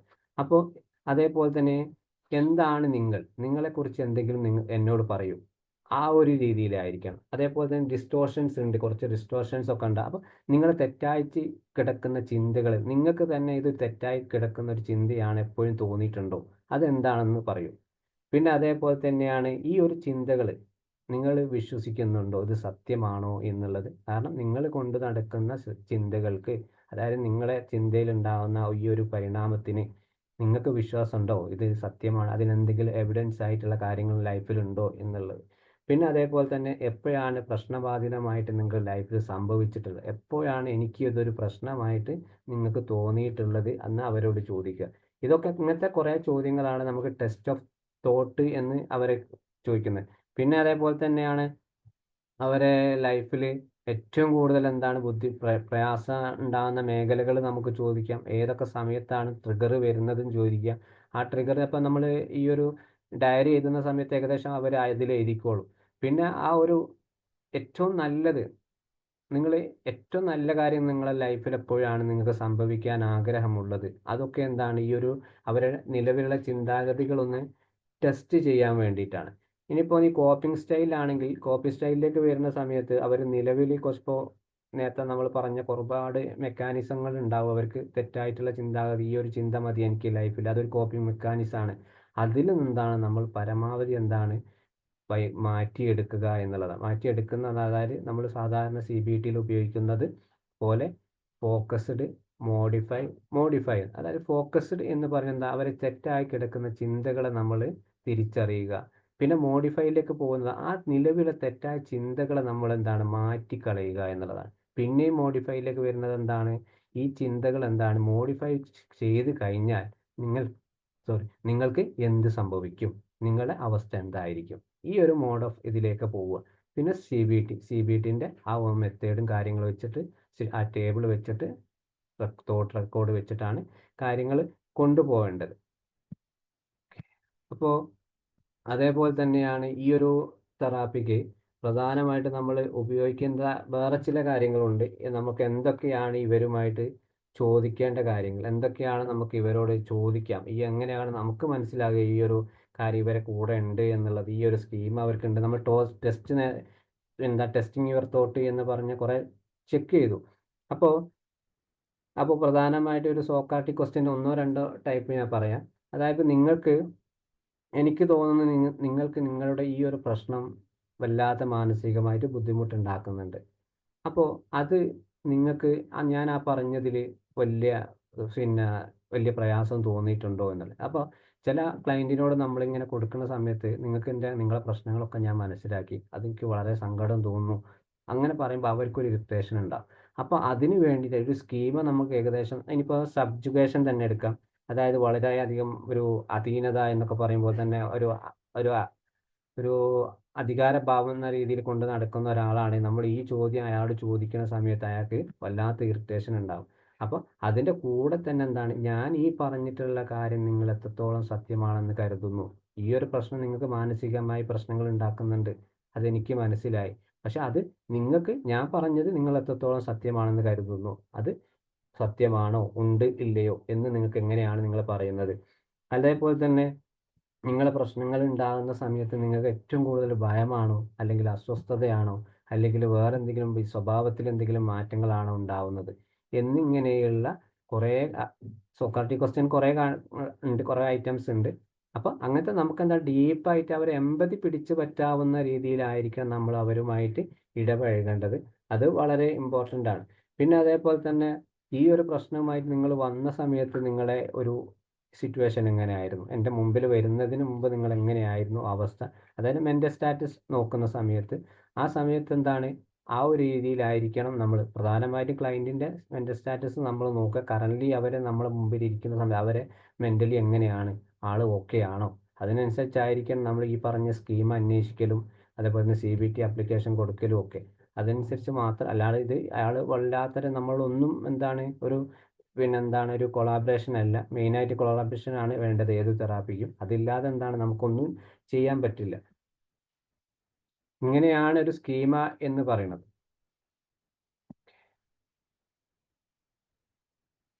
ഓക്കെ ആണോ? പെട്ടെന്ന് പറഞ്ഞു പോയത് കൊണ്ട്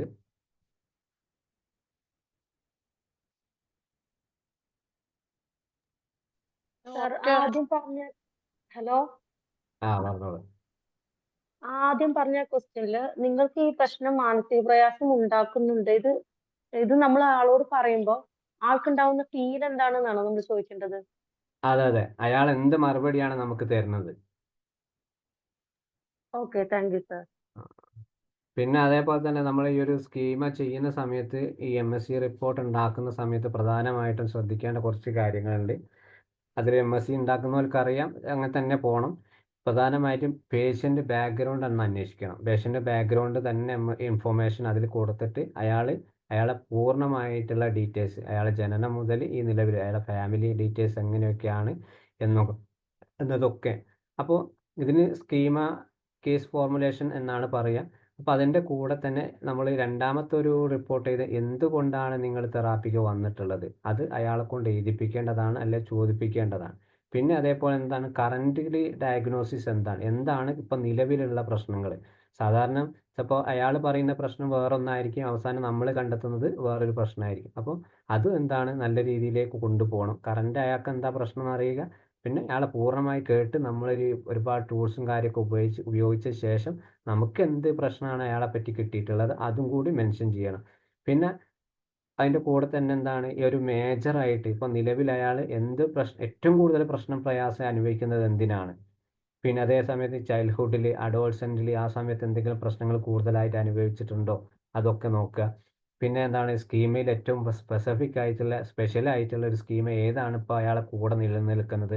18ഓളം സ്കീമുകളുണ്ട്, അതിലെന്താണ് അയാളെ കൂടെ നിൽക്കുന്നത് അത് കണ്ടെടുക്കുക. പിന്നെ ബയോളജിക്കൽ ഫാക്ടേഴ്സ് എന്തെങ്കിലും പ്രശ്നങ്ങൾ ഉണ്ടോ നോക്കുക, ചുറ്റുപാടും വീട്ടിൽ നിന്നും ആരെങ്കിലും ആ സമയത്ത് എന്തെങ്കിലും ബയോളജിക്കലായിട്ട് പ്രശ്നങ്ങൾ ഉണ്ടോ എന്ന് അന്വേഷിക്കുക.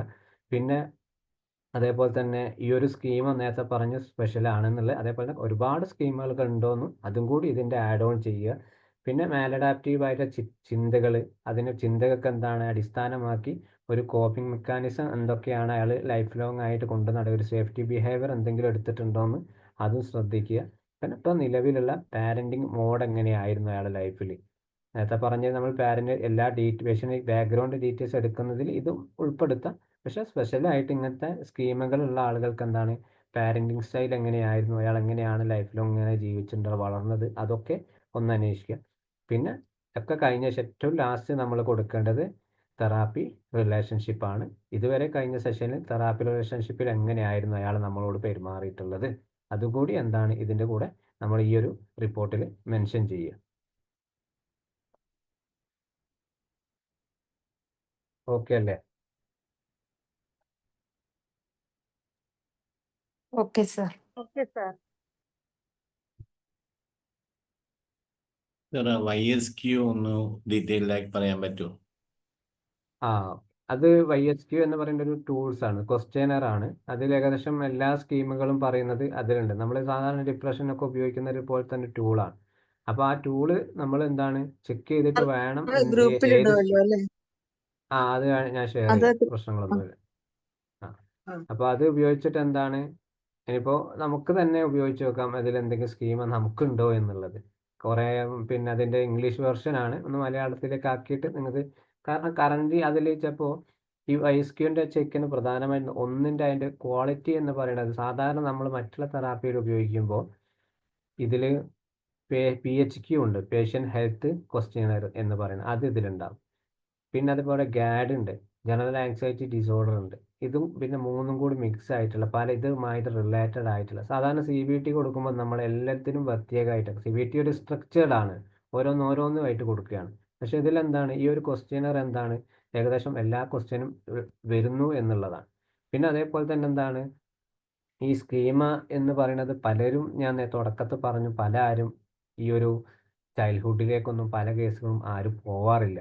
അതെന്തുകൊണ്ടാണ്? എപ്പോഴും പ്രസൻ്റ്ലി പ്രോബ്ലം എന്താണ് കേട്ടിട്ട് അവർക്ക് അതിനുള്ള കുറച്ച് കാര്യങ്ങൾ പറഞ്ഞ് ആളെ ഹാപ്പി ആക്കുക, അല്ലെങ്കിൽ 1-2 സെഷൻ അങ്ങനെ പോകും. ചിലപ്പോൾ അവർ റിസൾട്ട് ചിലപ്പോൾ വേറെ ആളുടെ അടുത്ത് പോകും. പക്ഷെ നമ്മൾ ഈ ഒരു വേയിൽ പോവുകയാണെങ്കിൽ, അതായത് CBTയിലെ സിറ്റുവേഷൻ എന്ന് പറയുന്ന ഒരു ക്രിട്ടിക്കൽ ഏരിയയിൽ ഇൻസിഡൻറ്റിൻ്റെ മുകളിലേക്ക് നമ്മളൊന്ന് പറക്കണം, ചൈൽഡ്ഹുഡിലേക്ക് എക്സ്പീരിയൻസിലേക്ക്. ആ എക്സ്പീരിയൻസ് എന്താണ് കറക്റ്റ് അവരെ പൂർണ്ണമായിട്ടൊന്ന് കേൾക്കാൻ ശ്രമിച്ചാൽ, അവരെ കാരണങ്ങൾ പൂർണ്ണമായും ഡീറ്റെയിൽസ് ഒന്ന് എടുക്കാൻ ശ്രമിച്ചാൽ നമ്മുടെ ആ കേസ് എന്താണ് ഒരു മാക്സിമം ഒരു 5 സെഷനോട് കൂടി എന്താണ് പ്രശ്നം നമ്മളെ ക്വാളിറ്റി പോലെ അത് നല്ല രീതിയിൽ നമുക്ക് ഹാൻഡിൽ ചെയ്യാൻ പറ്റും. ഒരിക്കലും എന്താണ് പ്രസൻറ്റ് പ്രോബ്ലത്തിൽ നിങ്ങൾ അന്വേഷിക്കാൻ കൊടുക്കുകയൊക്കെ ചെയ്യാം. നമുക്ക് ആദ്യത്തെ സെഷനിൽ അവർക്ക് എന്തെങ്കിലും പറഞ്ഞു കൊടുക്കാൻ ആ പ്രസൻറ്റ് പ്രോബ്ലം മതി. പക്ഷേ നമുക്കെന്താണ് അയാളെ പൂർണ്ണമായിട്ട് ഒരു എത്തിക് പ്രകാരം എന്താണ് എത്തിക്സ്, നമുക്കൊരു എത്തിക്സ് ഉണ്ട്, അത് അയാളെ പൂർണ്ണമായിട്ട് ഓക്കെ ആക്കണമെങ്കിൽ ഈ പറഞ്ഞതുപോലെ ചൈൽഡ്ഹുഡിലേക്കും അതേപോലെ സ്കീമയൊക്കെ നമ്മൾ കണ്ടുപിടിക്കണം. കണ്ടുപിടിച്ചതുപോലെ മാത്രമേ ഒരു ട്രീറ്റ്മെൻറ്റിൽ പോകും. ഒരു സ്കീം അല്ലെങ്കിൽ ട്രോമ അബ്യൂസ് നടന്നിട്ടുള്ള കുട്ടിയെ നമ്മൾ എങ്ങനെയാണ് ഇന്നർ ഹീൽ ചെയ്യുക? പെട്ടെന്ന് നടക്കുമോ? ഇല്ല. ഒരു 5 വയസ്സും 6 വയസ്സുള്ള ഒരു കുട്ടിക്ക് ഒരു അബ്യൂസ് നടന്നു എന്ന് വിചാരിക്കുക. നിങ്ങൾ ഈ പറഞ്ഞത് പ്രസൻ്റ്ലി പോലെ കുട്ടിക്ക് എന്തെങ്കിലും പിന്നെ പ്ലേ തെറാപ്പിയോ ആർട്ട് തെറാപ്പിയോ കൊടുത്ത് നടക്കുമോ? ഇല്ല. അപ്പോൾ അതിനെന്താണ് കുട്ടീനെ കറക്റ്റായിട്ട് കുട്ടിയുടെ ഓർമ്മകളിൽ കിടക്കുന്ന ഓരോ ഡിഫക്റ്റായി കിടക്കുന്ന ഓരോ സാധനം നമ്മൾ റിമൂവ് ചെയ്ത് എന്താണ് കൊണ്ടുവരണം പുറത്തേക്ക്. അതിന് ഈ സ്കീമയാണ് ഏറ്റവും ബെസ്റ്റ്. അത് കുട്ടികൾക്കൊന്നും നമുക്ക് സ്കീം അവരോട് ചോദിക്കാൻ പറ്റില്ലല്ലോ.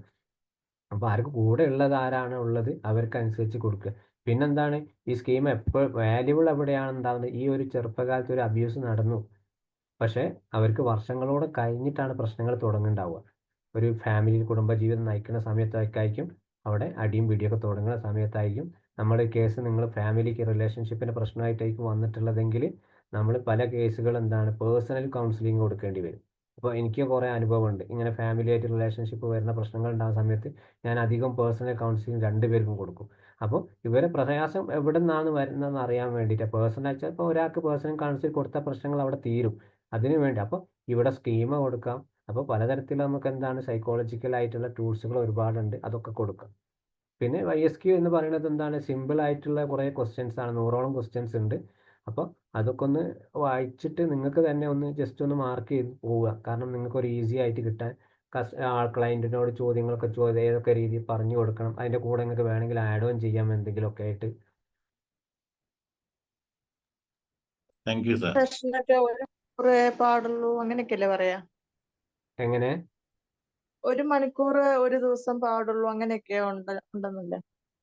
അങ്ങനെയൊന്നുമില്ല. ഒരു സെഷൻ 1 മണിക്കൂറാണ് പൊതുവെ. നമ്മൾ ഫീസൊക്കെ വാങ്ങുമ്പോൾ അങ്ങനെയാണ് കൊടുക്കുക 1 മണിക്കൂർ എന്നുള്ളത്. പക്ഷെങ്കിൽ ആ. അപ്പോൾ അതിപ്പോ നമ്മൾ ഇടപഴകും. അത് കുറച്ച് ചിലപ്പോൾ 1 നീണ്ടു പോയെന്ന് മണിക്കൂറൊന്നും വിചാരിച്ച് കുഴപ്പമൊന്നുമില്ല. അത് പ്രശ്നങ്ങളൊന്നും സാഹചര്യം ഞാനിപ്പോൾ അടുത്ത അനുസരിച്ചല്ലേ? കാലത്ത് ഞാനിപ്പോൾ അടുത്ത കാലത്ത് ഒരു കേസ് ഏറ്റത് 3 മണിക്കൂറാണ്. അപ്പോൾ ആ സമയത്ത് പിന്നെ സാർ ഇങ്ങനെ വിളിച്ച് മെസ്സേജ് അയച്ചുകൊണ്ടിരിക്കണം, ഫൈസൽ സാർ എന്താണ് ബിസി ആണോ എന്നൊക്കെ. അപ്പോൾ ഞാൻ ഇവരുമായിട്ട് സംസാരിച്ചുകൊണ്ടിരുന്ന ആ സ്ക്രീൻഷോട്ട് അയച്ചു കൊടുത്തു 2 മണിക്കൂറും 58 മിനിറ്റും. കാരണം ആ ഒരു കേസിൽ ഈ പറഞ്ഞതുപോലെ ചെറുപ്പത്തിലുണ്ടായി ഇപ്പൊ അവരും ബ്രദറും തമ്മിൽ ചില പ്രയാസങ്ങളാണ് അവരുടെ ലൈഫിലുണ്ട്.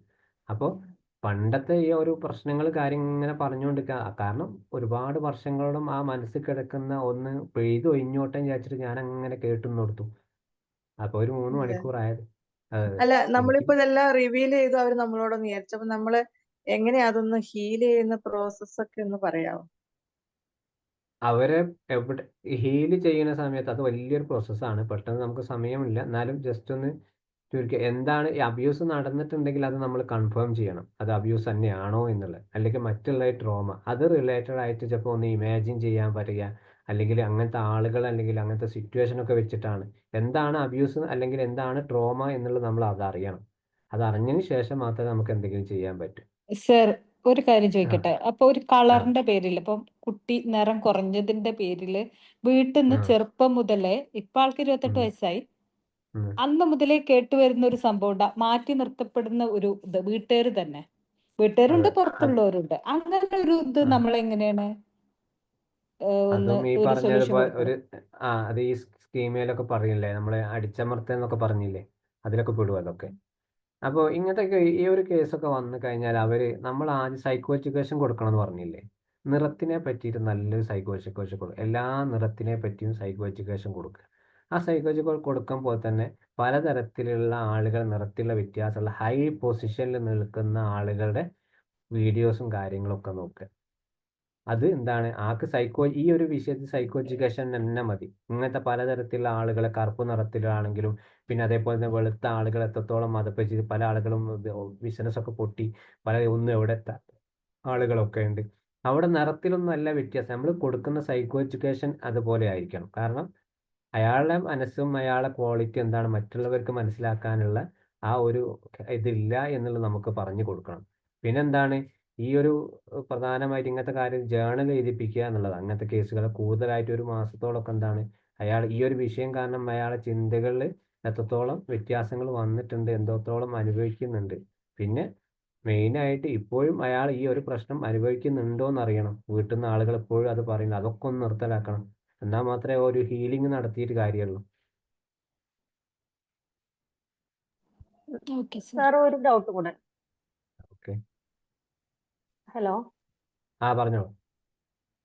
നമ്മളിപ്പോ ഒരു ക്ലയന്റ് വന്നിട്ട് നമ്മൾ അവരോട് കമ്മ്യൂണിക്കേറ്റ് ചെയ്ത് അവരുടെ പ്രശ്നത്തിലേക്ക് ചെന്ന് കഴിയുമ്പോൾ അവരുടെ വീട്ടിൽ നിന്ന് ഇപ്പൊ സാറ് പറഞ്ഞ പോലെ ഈ നിറത്തിന്റെ പേരിലുള്ള പ്രശ്നം എന്ന് പറഞ്ഞു. അപ്പൊ വീട്ടിൽ നിന്ന് ഉള്ള പ്രശ്നങ്ങളൊക്കെ വരികയാണെങ്കിൽ അപ്പൊ നമ്മൾ എങ്ങനെ അവരുടെ വീട്ടുകാരനെ ഈ കാര്യങ്ങൾ കൺവിൻസ് ചെയ്യിക്കുക, അവരെ കൂടെ കൊണ്ടുവന്ന് നമ്മുടെ കേസിലേക്ക് ഉൾപ്പെടുത്തുകയാണോ അതോ നമ്മൾ വിളിച്ച് അതെ, ഇൻഫർമേഷൻ അങ്ങനെയാണോ? അല്ലല്ല എങ്ങനെയാണ്? അല്ലല്ല ഇങ്ങനത്തെ കേസൊക്കെ ഫാമിലി കൗൺസിലിംഗ് കൊടുക്കുക എന്നുള്ളതാണ്. മൊത്തത്തിൽ കൗൺസിലിംഗ് പുറമല്ല, ഒരൊറ്റ സെഷനോ 2 സെഷനോ വെച്ചിട്ട് സൈക്കോ എഡ്യൂക്കേഷൻ മൊത്തത്തിൽ കൊടുക്കുക ഫാമിലിക്ക്.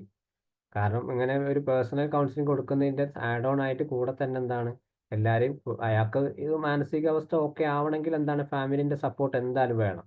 അപ്പോൾ അതിനെന്താണ് ഫാമിലിന്റെ ആദ്യം അവർക്ക് സൈക്കോ എഡ്യൂക്കേഷൻ കൊടുക്കുക.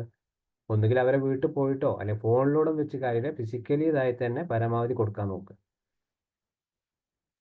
അതുപോലെ അല്ലാണ്ട് തന്നെ നമ്മൾ നമ്മള് ആ ഫോണിലൂടെയുള്ള കൗൺസിലിംഗ് എത്രത്തോളം ഒരു ഫലപ്രദമായിട്ട് നമുക്ക് ചെയ്യാൻ പറ്റും?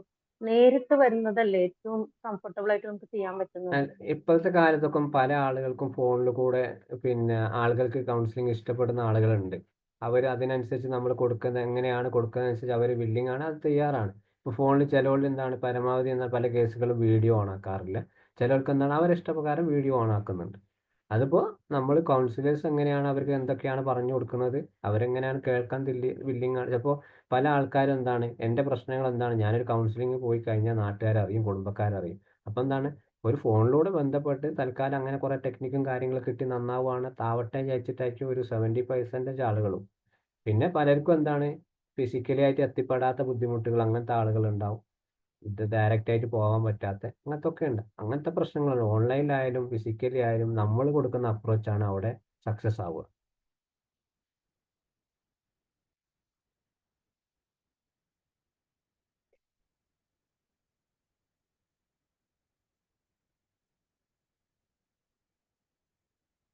ഓക്കെ അല്ലേ?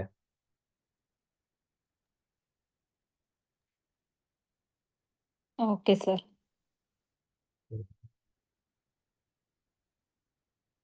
ഇനി ആർക്കെങ്കിലും?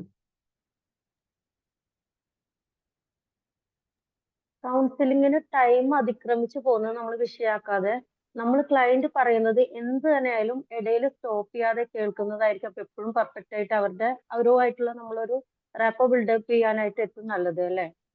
അതെ അതെ, ഏറ്റവും നല്ലത് അത്. ടൈം പിന്നെ കൂടുന്നത് നമ്മളൊരു ടൈം പ്രശ്നമാക്കേണ്ട കൂടുന്ന കാര്യമില്ല. എങ്ങനെ അതെ, കൂടാൻ പാടില്ല എന്ന് പറയുന്നത് എങ്ങനെയാ അറിയാം? കൂടാൻ പാടാൻ പറ്റാത്ത ചില കേസുകൾ പേഴ്സണാലിറ്റി ഡിസോർഡറിലൊക്കെ ചില ഈ ഒരു ഡിപ്പെൻഡന്റ് പേഴ്സണാലിറ്റി, അതേപോലെ തന്നെ ഈ ആന്റി സോഷ്യൽ പേഴ്സണാലിറ്റി ക്ലൈന്റ് ഒക്കെ വന്നു കഴിഞ്ഞാൽ എന്താണ് അവരെ നമ്മളെ മുതലെടുപ്പ് വെക്കാനാണ് നോക്കുക. അവരെത്ര പോവില്ല. പ്രത്യേകിച്ച് ഡിപ്പെൻഡന്റ് ആയിട്ട് കിടക്കുന്ന അവർക്ക് എന്താണ് നമ്മൾ എന്ത് പറയുന്ന വായിന്ന് എന്താണ് അതിങ്ങനെ കേട്ടുകൊണ്ടിരിക്കുക, അവർ നമ്മളോട് എന്തൊക്കെ ആഗ്രഹം ചോദിക്കുക. അങ്ങനത്തെവർക്കൊക്കെ എന്താണ് കറക്റ്റായിട്ട് ഒരു 45 മിനിറ്റ് 50 മിനിറ്റ് കറക്റ്റായിട്ട് കൊടുക്കുക. എന്നിട്ട് കറക്റ്റ് പറയണം. 1 മണിക്കൂറാണ് സെഷൻ. ഇത് ഏകദേശം ഈ ഒരു കേസാണെന്ന് മനസ്സിലായി കഴിഞ്ഞാൽ മറ്റുള്ളതൊക്കെ ഓക്കെ, നമുക്ക് ടൈമൊന്നും ഫിക്സ് ആക്കണമെന്നില്ല. സാറ് പറഞ്ഞത് അവരുടെ കാര്യങ്ങൾ തുറന്ന് സംസാരിക്കാതെ നമ്മൾ പറയുന്നതും അവര് കേട്ടുകൊണ്ടിരിക്കാനായിട്ട് ഇഷ്ടപ്പെടുന്ന ആളുകൾ. അതായത് അവർ അങ്ങനത്തെ ആളുകളുണ്ട്. നമ്മൾ അതെ. ഡീറ്റെയിൽഡ് ആയിട്ട് നമ്മൾ ഇങ്ങനെ സംസാരിച്ചുകൊണ്ടിരിക്കുന്നത് ഇഷ്ടപ്പെടുന്ന ആളുകൾ. അങ്ങനത്തെ ആളുകൾക്ക് കറക്റ്റ് സമയം കൊടുക്കണ്ട. കറക്റ്റ് 1 മണിക്കൂർ തന്നെ നിർത്തുക. ഓക്കെ. ബാക്കി അവരുടെ മനസ്സിലത്തെ കാര്യങ്ങൾ ഇപ്പോ ചൈൽഡ്ഹുഡിനെ കുറിച്ചൊക്കെ പറയുകയാണെങ്കിൽ നമ്മൾ കൂടുതൽ സമയം ഇരുന്ന് കേട്ടുകൊണ്ടിരിക്കുക. അവരോട് പറയാം, നമ്മുടെ സമയം കൂടി നോക്കണം. അല്ലാണ്ട് അവർക്ക് വേണ്ടി നമുക്ക് ബാക്കിയുള്ള എല്ലാ കാര്യവും മാറ്റി വെക്കാൻ പറ്റില്ലല്ലോ. അപ്പൊ അതിനനുസരിച്ചിട്ട് നമുക്ക് ഉപയോഗിക്കാം. അപ്പൊ നമ്മൾ ഫ്രീ ആണെങ്കിൽ പ്രശ്നമൊന്നുമില്ല. നമുക്ക് പറയാം, നിങ്ങൾ കേട്ടോളി എന്ന് പറയാം, പറഞ്ഞോളി എന്ന് പറയാം കൂടുതലായിട്ട്. അല്ലെങ്കിൽ ആദ്യം പറയാം, നിങ്ങൾക്ക് 1 മണിക്കൂർ, നമുക്ക് വേറെ അടുത്ത സെഷൻ ഇത് കഴിഞ്ഞിട്ടുണ്ടെങ്കിൽ പറയാം, നിങ്ങൾക്ക് 1 മണിക്കൂറാണ് സമയം, അതിൻ്റെ ഇടയ്ക്ക് നിങ്ങൾക്ക് കാര്യങ്ങളൊക്കെ പറയാം എന്നുള്ളത്. അതനുസരിച്ച് അവരെ കൂടെ പറയിപ്പിക്കും. പിന്നെ അല്ല അടുത്ത സെഷനിലേക്ക് വരാൻ പറയാം.